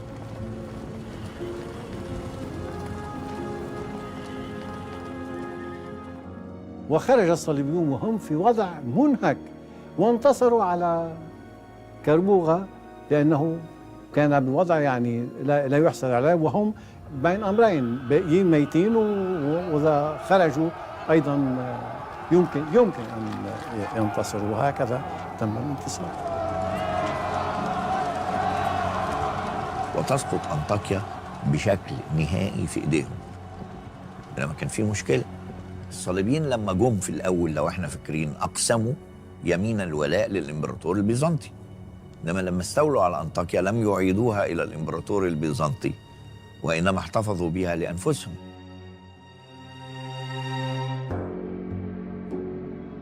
The Crusaders spent the rest of 1098 in the captured city, arguing over who should be the ruler of the second Crusader settlement in the east,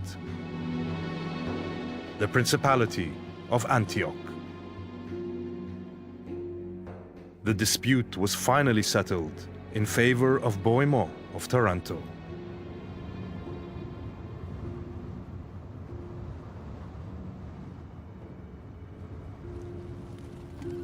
The rest of the armies set off south towards their main goal, Jerusalem.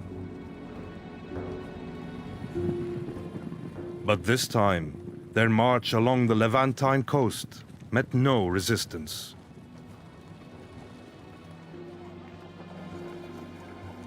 الصليبيون يطرحون على كل من يمر بهم أي منطقة تساعدنا نبقيت دون ذبح.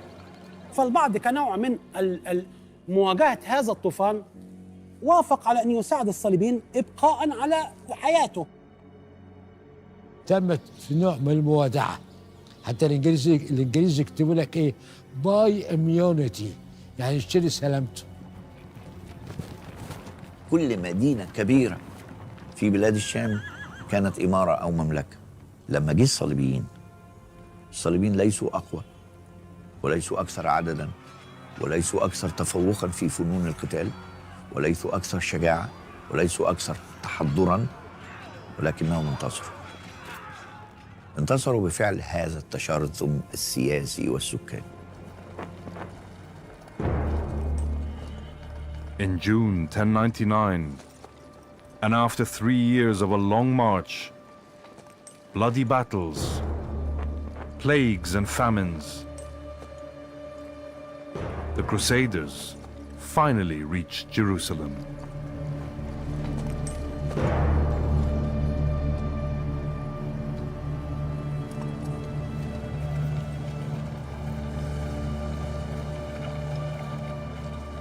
حصروا المدينة عدة أيام وعملوا حواليها نوع من الطواف الطقوسي ونوع من الطقوس الدينية، وتشبهوا فيها بما جرى في العهد القديم.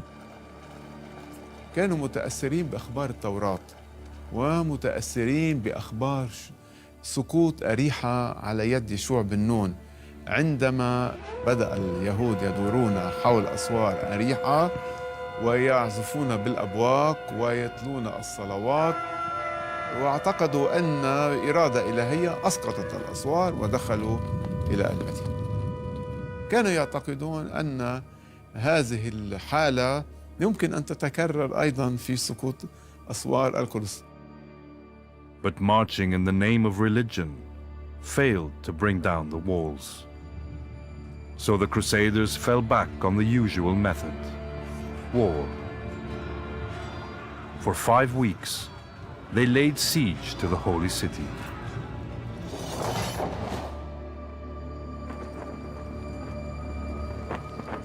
المدينة كانت سيئة التحصين لأن الفاطميين كانوا قد استولوا عليها قبل فترة قصيرة من الأتراك السلاجقة وهدوا تحصيناتها.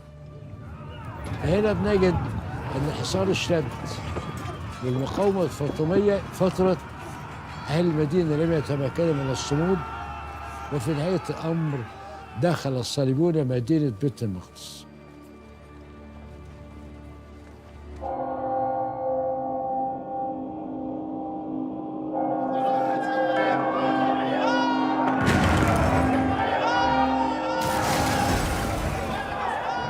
كان دخولا مرعبا، يعني بدأوا بمجزرة يندى لها الجبين، قتلوا الناس في الشوارع، في المنازل، في الأزقة.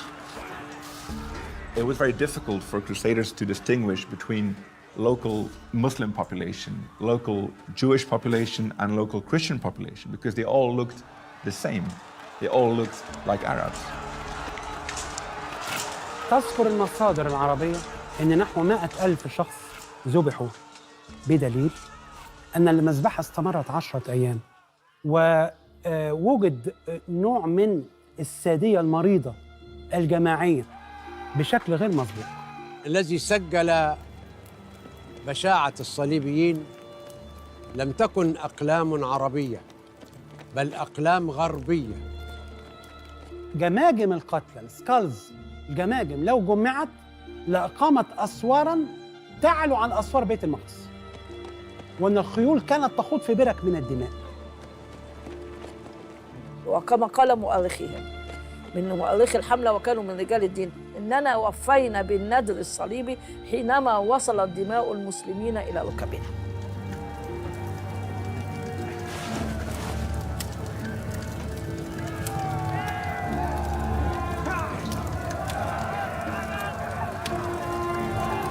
When the armies of the First Crusade finally break into Jerusalem in July 1099, they release the pent-up tensions of 3 years on the march and having finally achieved their spiritual goal.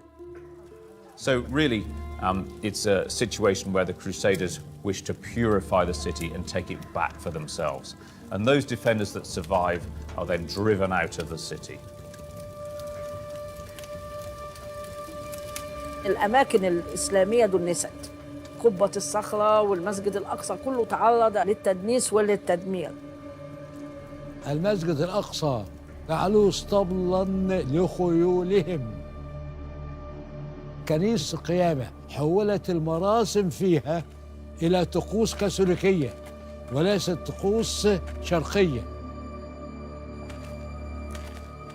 بعد ما تأكدوا إن هم قتلوا كل اللي عايزين يقتلوه، وهم تقريبا جميع سكان المدينة من المدنيين، دخلوا وأيديهم تقطر دماء وجباههم تتفصد عرقا، وعلى مذبح كنيسة القيامة قالوا نشكرك يا رب. كان نجاح الحملة الصليبية الأولى في اقتحام مدينة بيت المقدس والاستيلاء عليها أمرا يفوق الحلم الذي حركهم من الغرب الأوروبي، ولكنه كان عقابا للمسلمين والعرب على فرقتهم وتقاتلهم فيما بينهم.